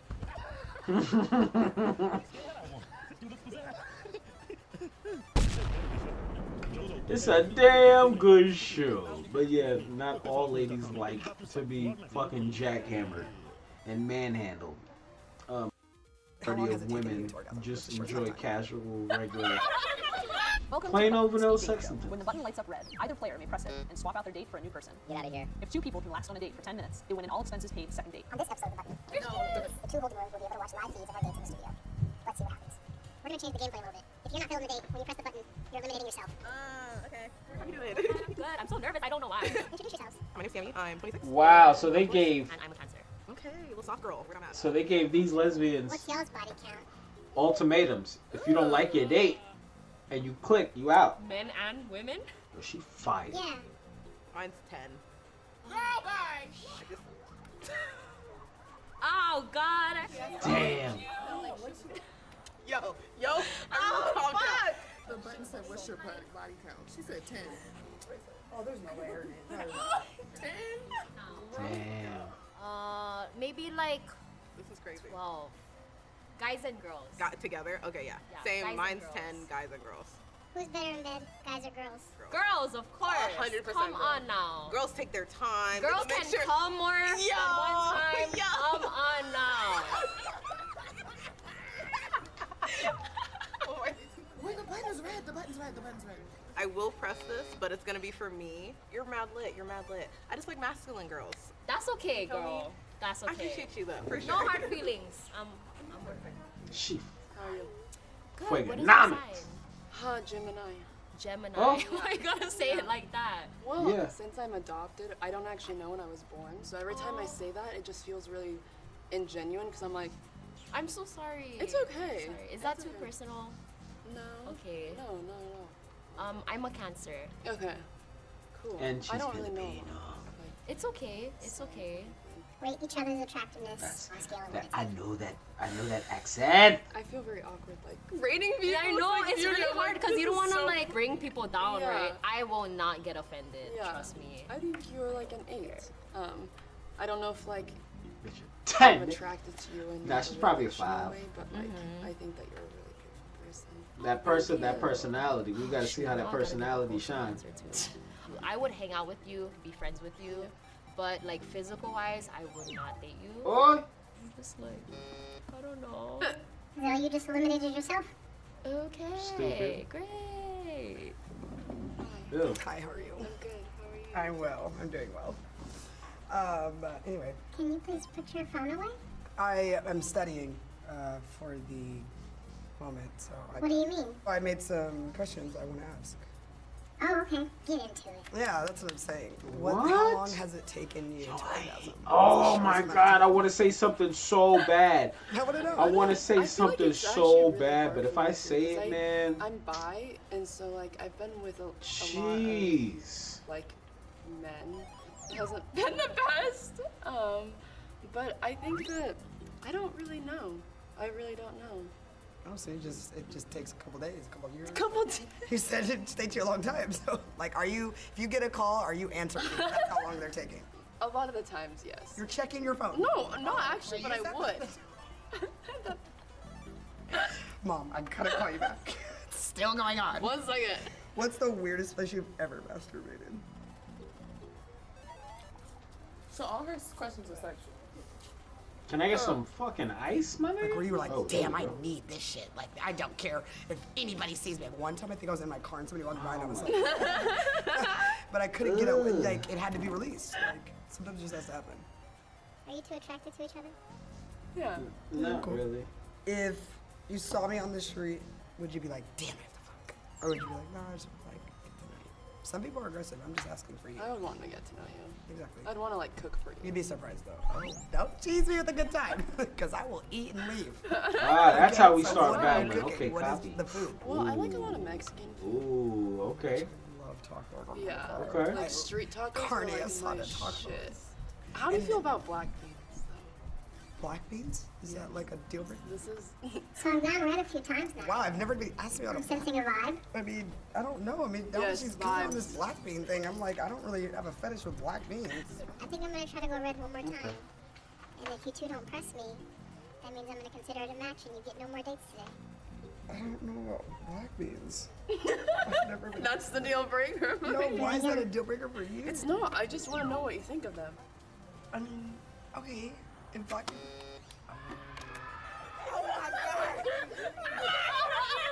Get that chick up out of here. Amalu, why'd you press me? That hesitation kind of threw The me off. black beans threw me off. I don't know what she asked me. I'm not like hesitant just with the. Well, Amalu, that means you are eliminating yourself. Yes. Bye, Britt. Thank you. Thank you. You're great. And I think black beans are great. Yo. So, if you ever find me in the store, She looks like a non-attractive, ultra skinny version of Miss B Nasty. Just the nose, the tone, the eyes, Miss B Nasty. Yep. But, ugh. Just, ugh. Anyways. Conflabbed. Hi, Britt. Nice to meet you. Why, Phil, are you the jealous type? Jesus Christ. how long has it taken you to orgasm? What's the shortest amount of time? Speed date and all expenses paid second date. Wait, what? I think that you're I have a time. No, actually. Like, it had to be released. Or would you be like, oh, I mean, you're great. How jealous? Are you jealous to where, like, if I tell you I'm going to a party and I take a video with a girl, you're going to be like, who the fuck's that? Yeah. Damn. But like, I don't know. I would hold on to the jealousy. I probably won't like. You're going to remember the fact that I took a video? Yeah. I'm gonna hold on to it and then like come back at you with it, like so. So Betty. Yeah. If I give you my location, are you going to check to make sure I'm actually where I said I was at? Maybe. Crazy. Okay. If I tell you that I'm about to, no, I make you mad. Say I make you mad. I cheat on you. What are you doing? I'm killing you. I am. If I get cheated on.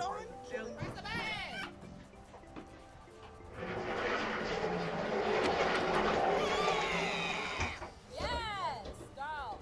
Now I don't know. Now you're next. Get her to reject herself. Why'd you press me? I don't know. Maybe someone else will like match your vibe. Bye. Yeah, you look hella confused. I wanted her to press the button so bad. I tried to look so disinterested, and she was just like, I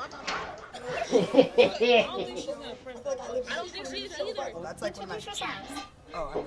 The button, the Nice to meet you. button. Yeah, Crystal. See, I got my crystal on. I normally do, but I wear my little citrine. But Yeah. Is that your favorite? Okay. I'm a Labradorite kind of girly. Labradorite? It connects you What? to your third eye and unleashes your psychic powers. Oh my I God. think I do like the crystals that harmonize because I have like, I don't have anxiety, but like if I have a moment, I'll be like, okay, bitch. No, I feel it. I got a. What you about to pull out?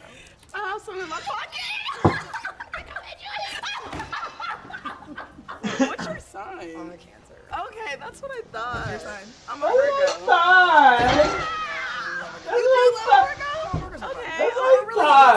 Okay. Yo, people like, yo, what's your sign? I'm like, I'm a Scorpio. Yo, I knew that. I had a feeling. I'm actually an Aquarius, so I'm joking. Oh. Nah, I can see that. Yeah, you be careful. I'm actually a Cancer. You just did it at a party? I did it at school. Shit. Is that the only I don't know how to time read people. that you do? Do you do it? I don't know how to read people.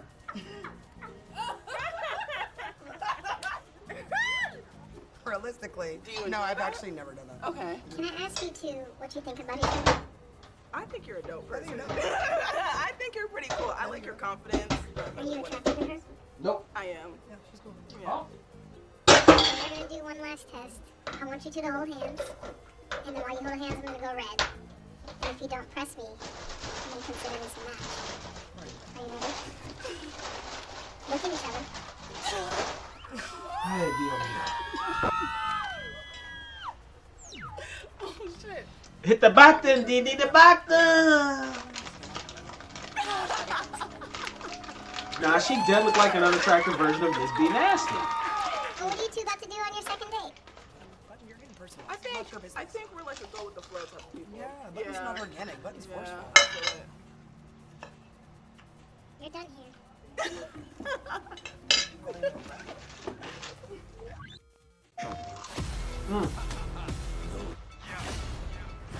Sony's wilding this kid, by the way.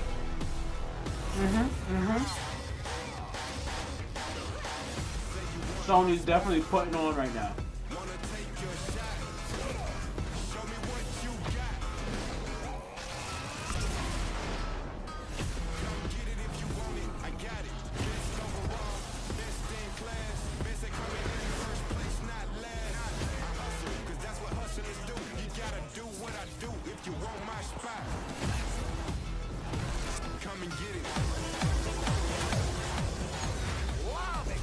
It's gonna be an Espanoli.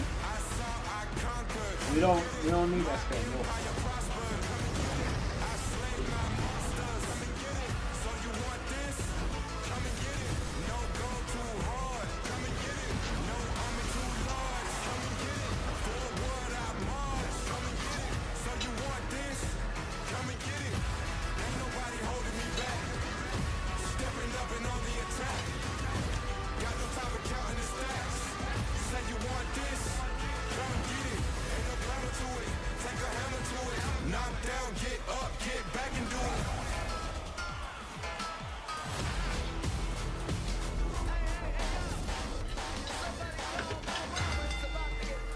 This shit gonna be crazy. Metal Gear Solid. Yeah. Trash.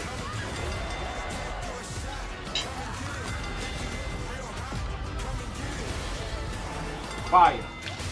Fire. Fire. The first 3 months was nothing but fucking flames on Earth, man.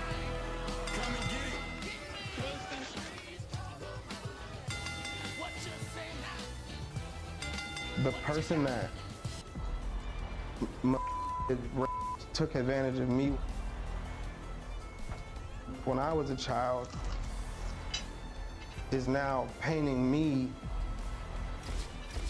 as the predator. Damn! Hello everyone and welcome to Secret Society. I'm Jake and today's secret meeting is all about Disney Channel star Kyle Massey. From the heights of Disney Channel stardom to the pits of clearing your own name on the Law and Crime Network, Kyle Massey has had a prolific career spiral in the past decade. What looked like the promising career of a future comedian, viner, and YouTuber would be completely destroyed by allegations of Kyle Massey and a 13-year-old girl. Dang, Massey! It's not what it seems with this story, as at the very end, when the timeline reaches current day, 2023, there is a major twist that completely changes everything. And honestly made me question my own reality. But I'm getting too far ahead of myself, y'all. Only Raven can see into the future. So sit back, grab a snack, and let's dive into the sad, troublesome, and prolific Disney Channel career of Corey in the House and That's So Raven's own Kyle Massey. The Disney Channel. The most monumental network in children's television history, creating pop stars, actors, and meat shop owners as far as the eye can see. In the early 2000s, this formula caused the Disney Channel machine to explode in popularity like no one had ever seen. One channel was now deciding what makes a good role model for children. Then they would cast a child to play that role, lock them into an airtight exclusive contract, and would work their newly created role models as hard as humanly possible to get as much longevity out of each star's career as they could.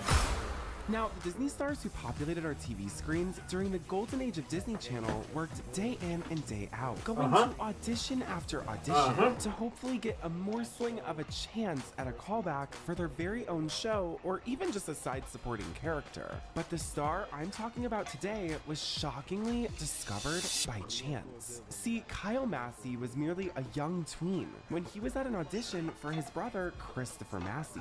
Now, this was before Christopher had been cast on Zoe 101, so he was just going to any audition to hopefully get his foot in the door of the entertainment industry. Well, the story goes, in 2003, the Disney Channel was cooking up a brand new TV show centered around a sidekick and her friends navigating everyday high school life. And it was going to be called That's So Raven. Matter of fact, when casting directors saw a young Kyle Massey in the waiting room when they called in his brother, he had exactly wrestling's about to come on, and when it comes to Mega Man, you need to pay attention because you can get some hints. But Kyle would be cast in the hit TV show. You're not focusing on that right and his now. career would immediately skyrocket. He's the smoothest kid in town.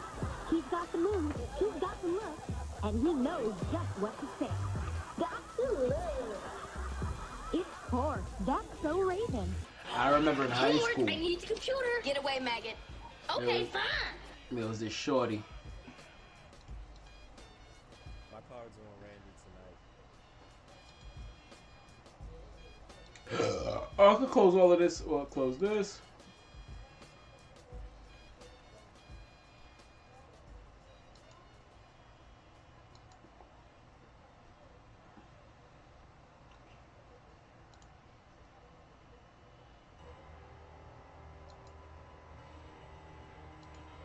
Okay, we can close those.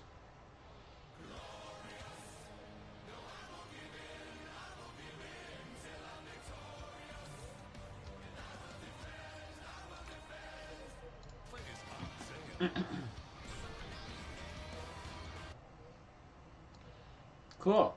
So now we can go back to this.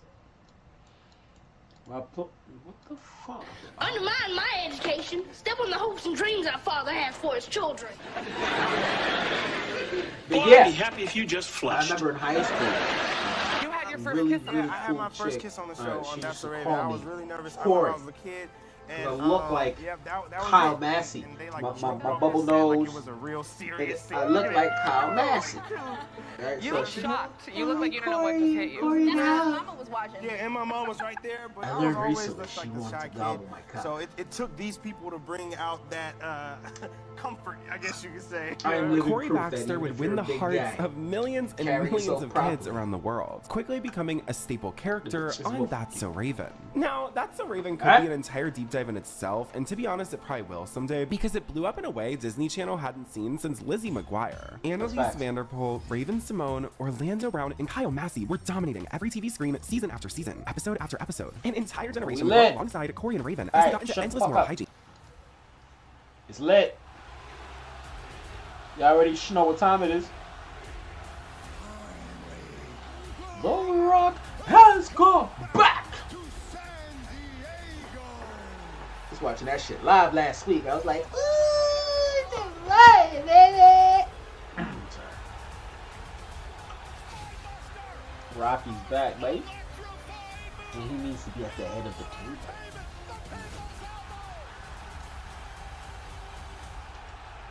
One more thing. Tonight, after all this ass kicking, I'm gonna go get something to eat.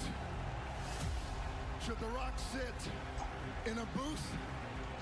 Should The Rock sit at the bar? Or should The Rock sit at the head of the table?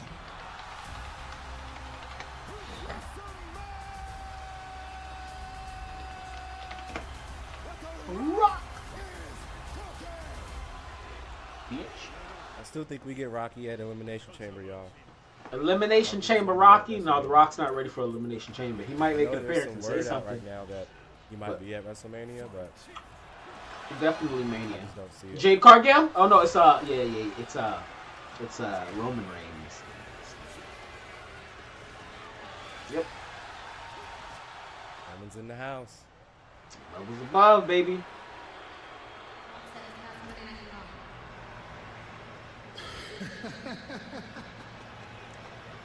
Ooh. Somebody's getting fired.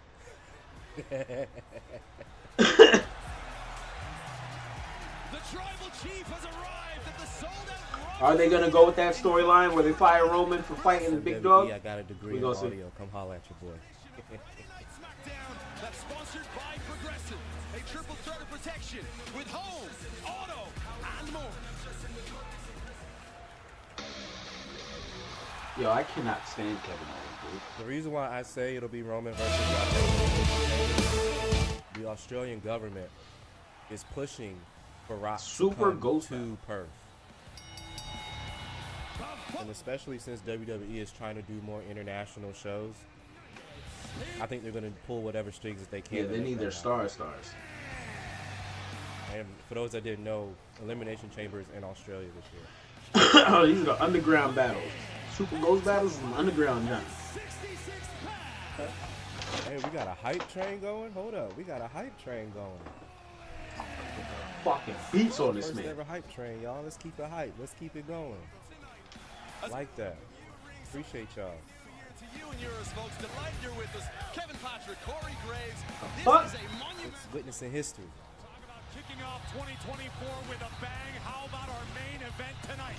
A premium live event worthy matchup, which will see AJ Styles versus Randy Orton. What I think WrestleMania for Roman will be, if I'm being totally honest, I do think it's going to be Cody. But there's a lot of factors that's kind of dependent on that. If Cody manages to get an Elimination Chamber match and win the Elimination Chamber match, then I think it will be Cody versus Roman at WrestleMania. If not, then I'll be honest with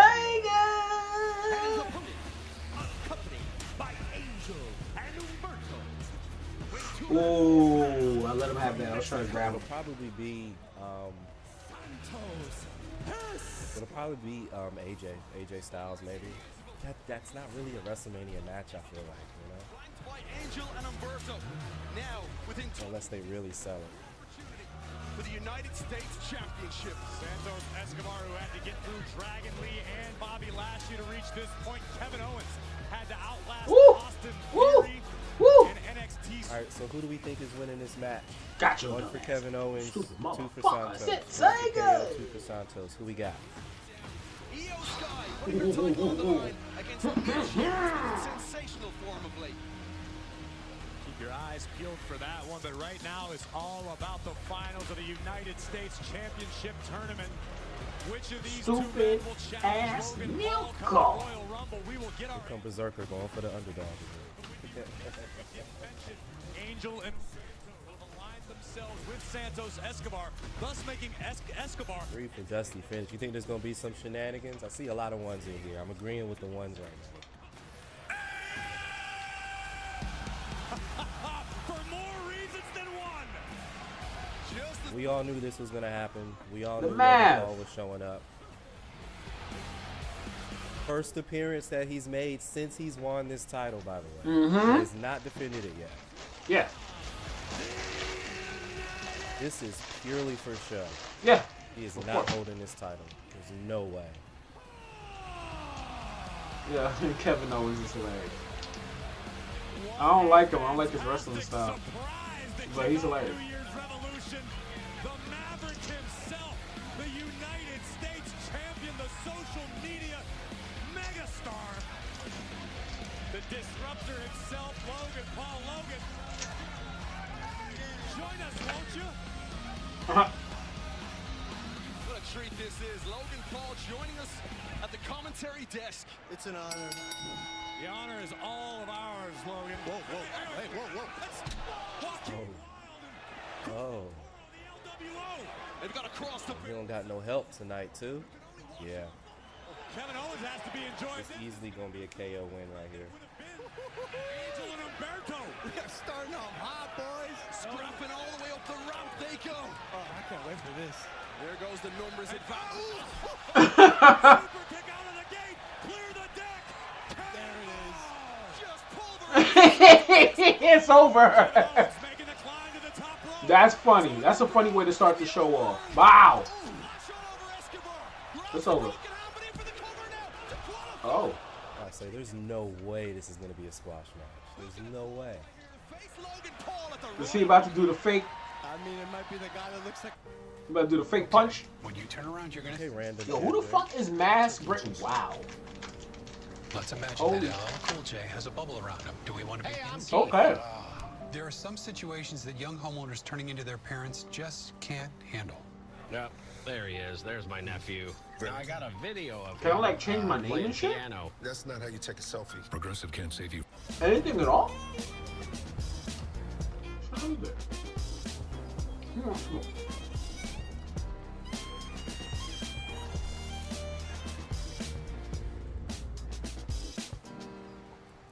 Can get the lowest price in stuffed crust, and I want to see there was more time. how they operate. It is official. First things first is a hit. The reviews are in. First things first is a mix of analysis, tremendous chemistry, and total I ridiculous. need to see how they operate. First things first. Weekdays at 3 Eastern on FS1. On Queen City News at 10, how Duke Energy is trying to clear up confusion over a widespread text. And a boy's close call with a crime-breaking biker on an Iredell County road. And here comes June the rain, Kazama. more ice. We've got a winter weather advisory in effect. Come on, baby. Yeah, there's a possibility you might get AOP tonight too. Come on, baby. I don't think we'll see much, but we'll probably at least get like Cancel anytime and get energy. a promo or something like that backstage. Friday, January 12th. Planet Fitness Oh, is it's a an counter. fitness center of the Carolina Panthers. Bit. What is this? Well, some of the members like to relive their winning celebrations in slow motion. Want to try? Yeah. Movie Pops, appreciate y'all the biddies, man. Appreciate you.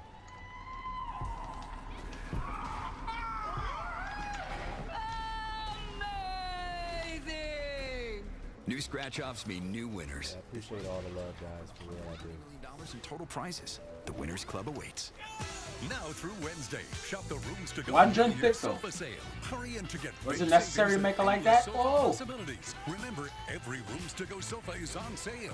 Save on fabric sofas, sleeper sofas, plush leather sofas, sectionals, and reclining. We got 2 gift subs out for the community. Appreciate y'all for that. Appreciate y'all for that. Offers an opportunity like this. So shop the rooms to go New Year's sofa sale now through Wednesday. I'll let I have that. Free sofa is on sale. Alright, I'm about to take this one. The moment Movie Pops, appreciate that gift. you're not quite sure what it Gang Green, appreciate that that prime sub. Appreciate y'all. Whoa, whoa, whoa, whoa, John. Appreciate those bits. Y'all showing some love tonight. I appreciate y'all, man. For real. the people or the pulse, the rhythm. Tiger! Sit tiger! To truly Ah. understand, Hua. you have to Hua. for yourself. I'm ass out. Hey. Pinpoint weather on Queen City News. I'm mad we couldn't turn the camera. What happens if they say Fatal 4-Way at the Rumble? I don't think they'll do that. A Not Fatal 4-Way at for- the Rumble? No. Not for the what is Yeah, it? not for no Universal championship. title. They're not going to do a Fatal 4-Way for that. Nope. United States Championship Tournament. Kevin Owens on top here against Santos Escobar. Kevin Owens right now, broken right hand. I mean, again, anything is possible. I just don't see it happening. Logan, I know I'm being honest. this tournament since its inception. What have you been most impressed by? Absolutely no one. You know, these boys want what I have. And I use the term boys very specifically. Kevin Owens looks like he raided a teenager's closet. The way he dresses, I can't tell if he's going to a field trip or a wrestling match. You've had a lot of insulting and disparaging things to say, Logan, about Kevin Owens. You fear that might come back to haunt you? Yeah, no, I don't know what you're talking about. Oh, God. That could do it for Kevin Owens. Escobar wisely attacking the damaged right hand. Kevin Owens, who continues to fight with that broken hand. You ain't gonna be nothing, Escobar. Broken hand, he brittle. Ooh. I appreciate you. I appreciate you. Focusing on the broken right hand of Kevin Owens. Multiple headbutts. Oh! Kevin Owens. Oh! my ads Yo, during Friday Night commercial Fights is breaks, gonna so be it doesn't back, interfere baby. with the show. I don't control how many ads the show runs. Bitch! Bitch! They run their ads to make Bitch! money. I run my ads to make Bitch! money. Cashapp! Ah! Doesn't interfere with the show. Beautiful backbreaker. Escobar doing his best to make his way into your mind, champ. It's funny, I feel like a lot of people want to be there. You know, it's crazy being at the epicenter of all the attention. Working on the broken hand now of Kevin Owens. Logan, the Royal Rumble rapidly approaching, just over 3 weeks away. Give me some Fra! Royal Rumble. I know it's going to be a massive event. I know you always show up and show out. Yeah, sure. I just started lifting weights, so I do plan to come with some extra muscle this year. Good shit. Just now. You Good just shit. I'm serious, actually. I'll report Sheamus tried to turn his own theme at the Rumble. The broken hand of Owens. That would make sense. Kevin Owens, who qualified by beating Austin Theory and Carmelo Hayes. Or do you think he's going to be Butch's partner tonight? He's gaining momentum now. You know, I really thought it was going to be Carmelo Hayes. It's certainly impressive. Making it. What's up from Slovakia? What's good? Hey, that's part of why I do Stupid! Part of why I do this. Is the man. Santos Escobar says this is his time. With the suicide dive to the outside. Motherfuckers is gonna be on Tekken. Through the barricade. Oh my God! Protect a man like that. We have what, 8 years of 7? 8 about to go in a loop forever, bro. This might be the final one. Redeemer, that's what I'm saying. But it is what it is. Uh-oh. Hold on. Fix that shit, John. Canadian could be the United States. Yeah, be honest. There we go. Kevin Owens certainly fighting with extra motivation tonight in his native Canada. Something of a hometown here. Disrespectful Canadian fans right now. Got under Logan's skin such that he's actually left the commentary table. Took his headset off and everything. Logan sucks is the chance in case anyone's curious. Escobar now heading up toward the top rope. She had me against the ropes, man. Predominantly a right-handed fighter. What's good, Germany? What's good, Poland? We got Europe representing in the house today. Something spectacular. Escobar, those shots to the body of Owens. Logan, I gotta admit, I feel a little bad for you coming all the way up here to Canada, north of the border, and be disrespected like that by the WWE. I feel bad. I can't kick some butt today. Flew all the way here from Puerto Rico, and I can't whoop some. Escobar. That could do it for Owens if Kevin can gain his wits about him and execute a cover. Escobar may be down for 3. The broken hand. Ooh. Doogie Pox, I do agree with you. I do still feel like I'm disappointed because I did want to see more from Melo, but it is a debut at the same time. So Santos Escobar. He's got a long future on the main roster. I think. On the top rope. Precarious position for both superstars. 32 fighters featured in the full game along with the right. This KO from the top rope. Actually going sexy. I didn't know Ricochet very well in NXT, so I can't say if WWE is ruined him or not. Logan Paul at the Royal Rumble. Yo, Logan's face is still.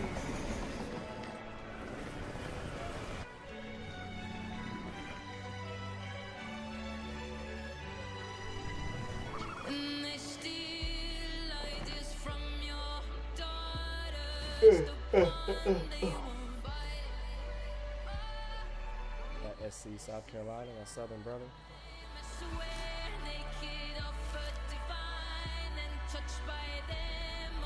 That is true. Triple H is big on KO. Roman has shown up, but he hasn't come out yet. We know he's in the house though. We saw him pull up.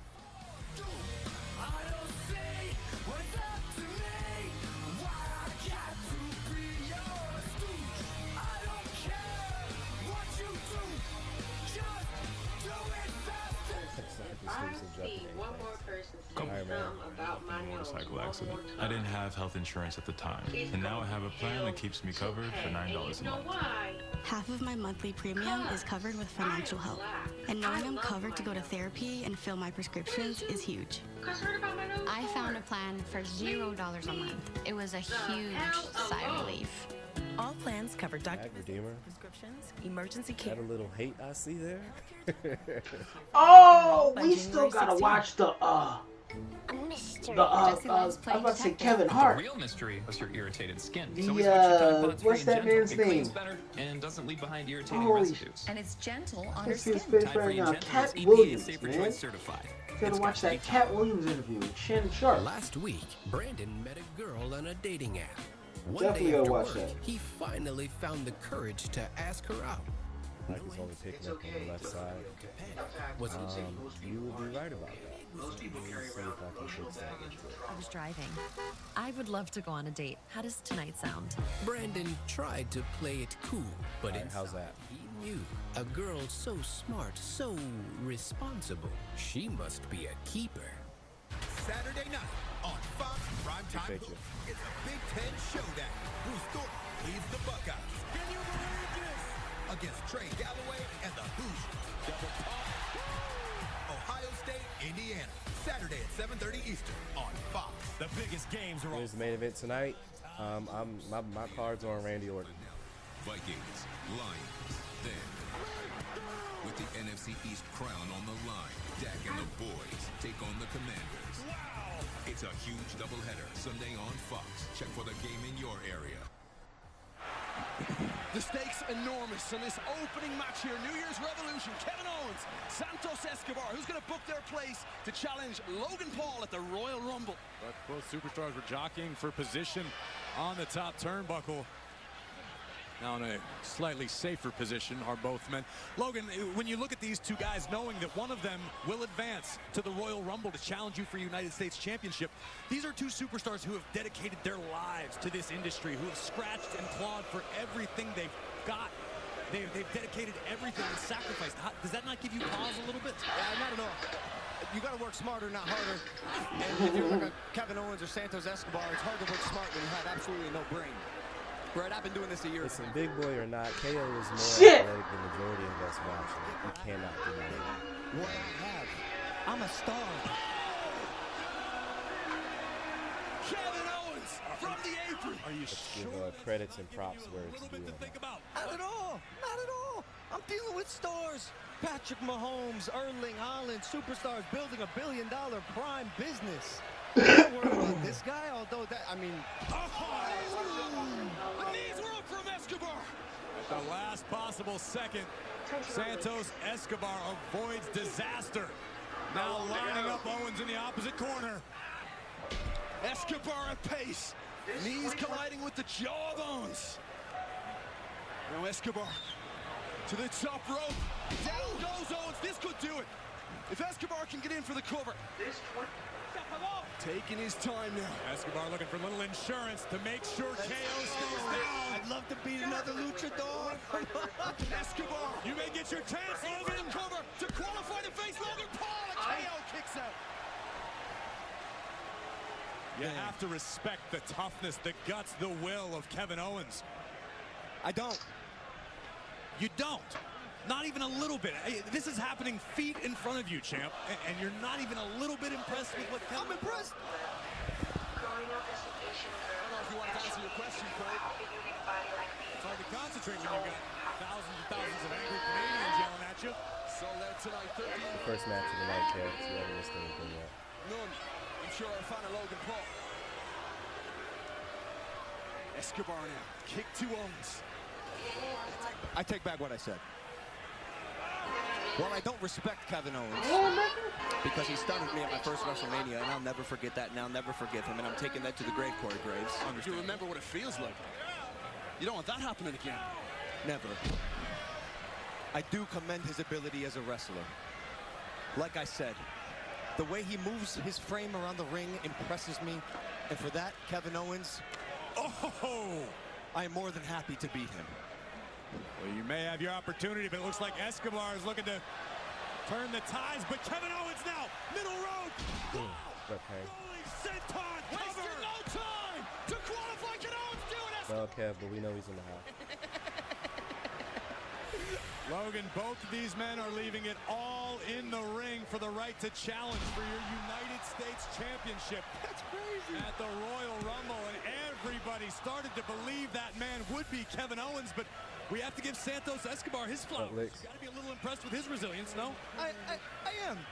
They both got cool tattoos I can see from this angle. Kevin got a T-Rex tattoo. I like T-Rex. Never quits. Will always fight Kevin Owens. Both superstars back on their feet now. Owens looking for the stunner. Oh, Escobar may have turned the shoulders are down here, and Owens kicks out. Owens looking for the stunner. Stone Cold called. He wants his finisher back. Super kick. Owens looking for that pop-up powerbomb. Escobar turns it around. Great counter by Santos. Owens this time with that pop-up powerbomb. Escobar went to the well one time too many, and Owens made him pay. What determination. You can see what it means to Kevin Owens. It's a wrap.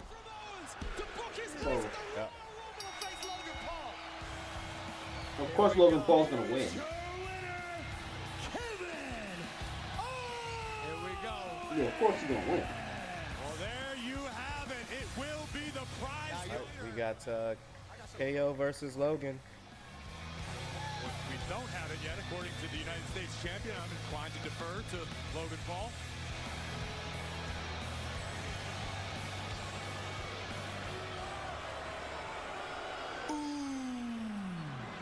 Congrats, Kevin Owens. You won. You get to face the greatest United States champ in history. Really? Look at this guy. Look at you, dog, sweating, out of breath. I haven't even broken a sweat, and I've retained my title for 62 days. Hasn't defended it. Hasn't defended it. Besides, let's be honest. Y'all thought a Canadian could ever have the United States Championship? The United States Championship. Kevin, brother, you beating me for the U.S. title is like the Canucks winning a Stanley Cup. He said, y'all suck. No lies detected, KP. It's never gonna happen. And y'all know why it's never gonna happen? Because, Kevin, I'm the one. Oh, he knocked his ass up. Nice. I'm the one. I'm the champ. With the cast on that broken right hand. I'm the champ. Yeah, we saw that one coming. Well, that shut Logan up pretty quickly. Definitely saw that. Yeah, definitely saw that. Well, the atmosphere here tonight in Vancouver is already electric. It's obvious Kevin Owens has his sights set on Logan Paul at the Royal Rumble. Oh, yeah. Gold is what three elite superstars have their mind Gotta look on at tonight. Stroud. Who's going to enter the island of relevancy at the Royal Rumble and challenge Roman Reigns? Will it be LA Knight? Will it be AJ Styles? Or will it be this vengeful Viper? For 18 months, I have been thinking about this moment.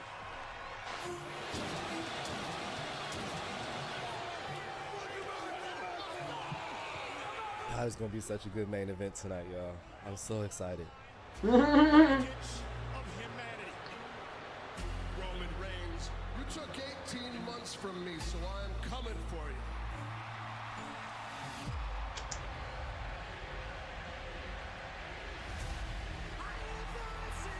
That's the Viper. As they say in Creole, the Viper. Daddy's back. I've got a bag full of receipts for the bloodline.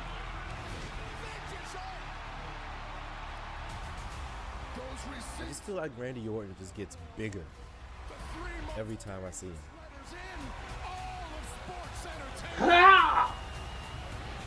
Yes, I do. Monday, Tuesday, Friday. Unless I'm working, but No lie, besides Randy Orton, those other two is. no, I don't think he's juicing. I don't think he's. I don't. I think it's natural. It starts tonight. It ends at the Royal Rumble. Yeah.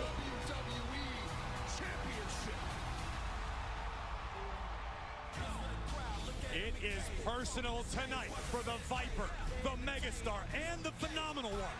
But only one man will earn the right to face Roman Reigns at the Royal Rumble.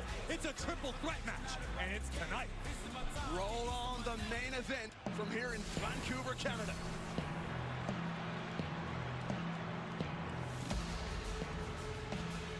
Bobby.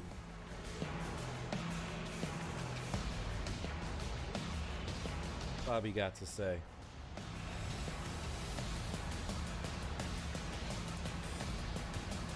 Why are they giving Bobby Lashley like African bongo drums and shit like that? This Not nigga's always. Dominican. He hasn't always been that big. That nigga's Dominican, bro. He's been. I mean, he's been a big dude. Bobby Lashley has always been big. What are you talking about? The last 10 years or so, That 10, nigga's 15 always years, been but he wasn't always that big. We're here to kick off the new year live. Yeah, he's been tall, but not that bulky. Please welcome the Street Profits and the Almighty Bobby. I think the reason why they haven't fully pulled the trigger on bringing back the Hurt Business is because they still want to keep the Street Profits just in case this all falls apart, right? But if somehow they start to pick up steam and this really starts to do something and really starts to go well, then they might make it official and bring back the Hurt Business. That's what I think.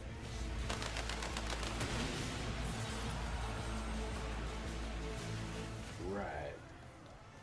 This Monday, after an electrifying day one, it's a night of star-studded action. As the best in the world is... Ooh, this could be the...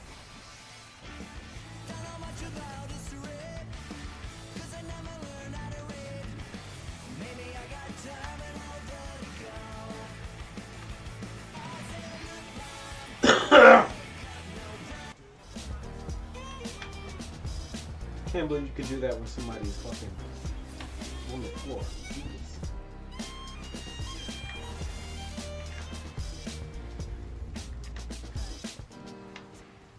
Their parents. There we go. All right, who's next? But I've been all across the East Coast of Australia.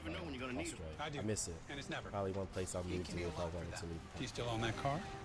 I do not. Okay. Progressive can't save you from becoming your parents, but we can save you money when you bundle home and auto with us. Empty tubs of butter are for recycling, not for my leftovers. That's a big one, people. Got a price to pay. California on my license plate. Last year, put me on some. Put me on some. Put me on some. Hi, I'm Jason Alexander. Or as you probably know me, Royal Flusher 25 from WSOP. If you love poker, play poker on the WSOP. Pretty sure it's live. Download now and get the WSOP thrill in your hand. Here at Papa John's, we know our stuff. So try our newest cheesy calzone epic stuffed crust pizza made with a blend of avocado and mozzarella, hand stuffed into that Papa John's fresh, never frozen original dough. Get it for a limited time watching only this at and I Papa want to play, John's. but I want to go lay down and relax. So. This season, Ladies and gentlemen, I'm out, man. Hey. That's the thing you pass on your own, man.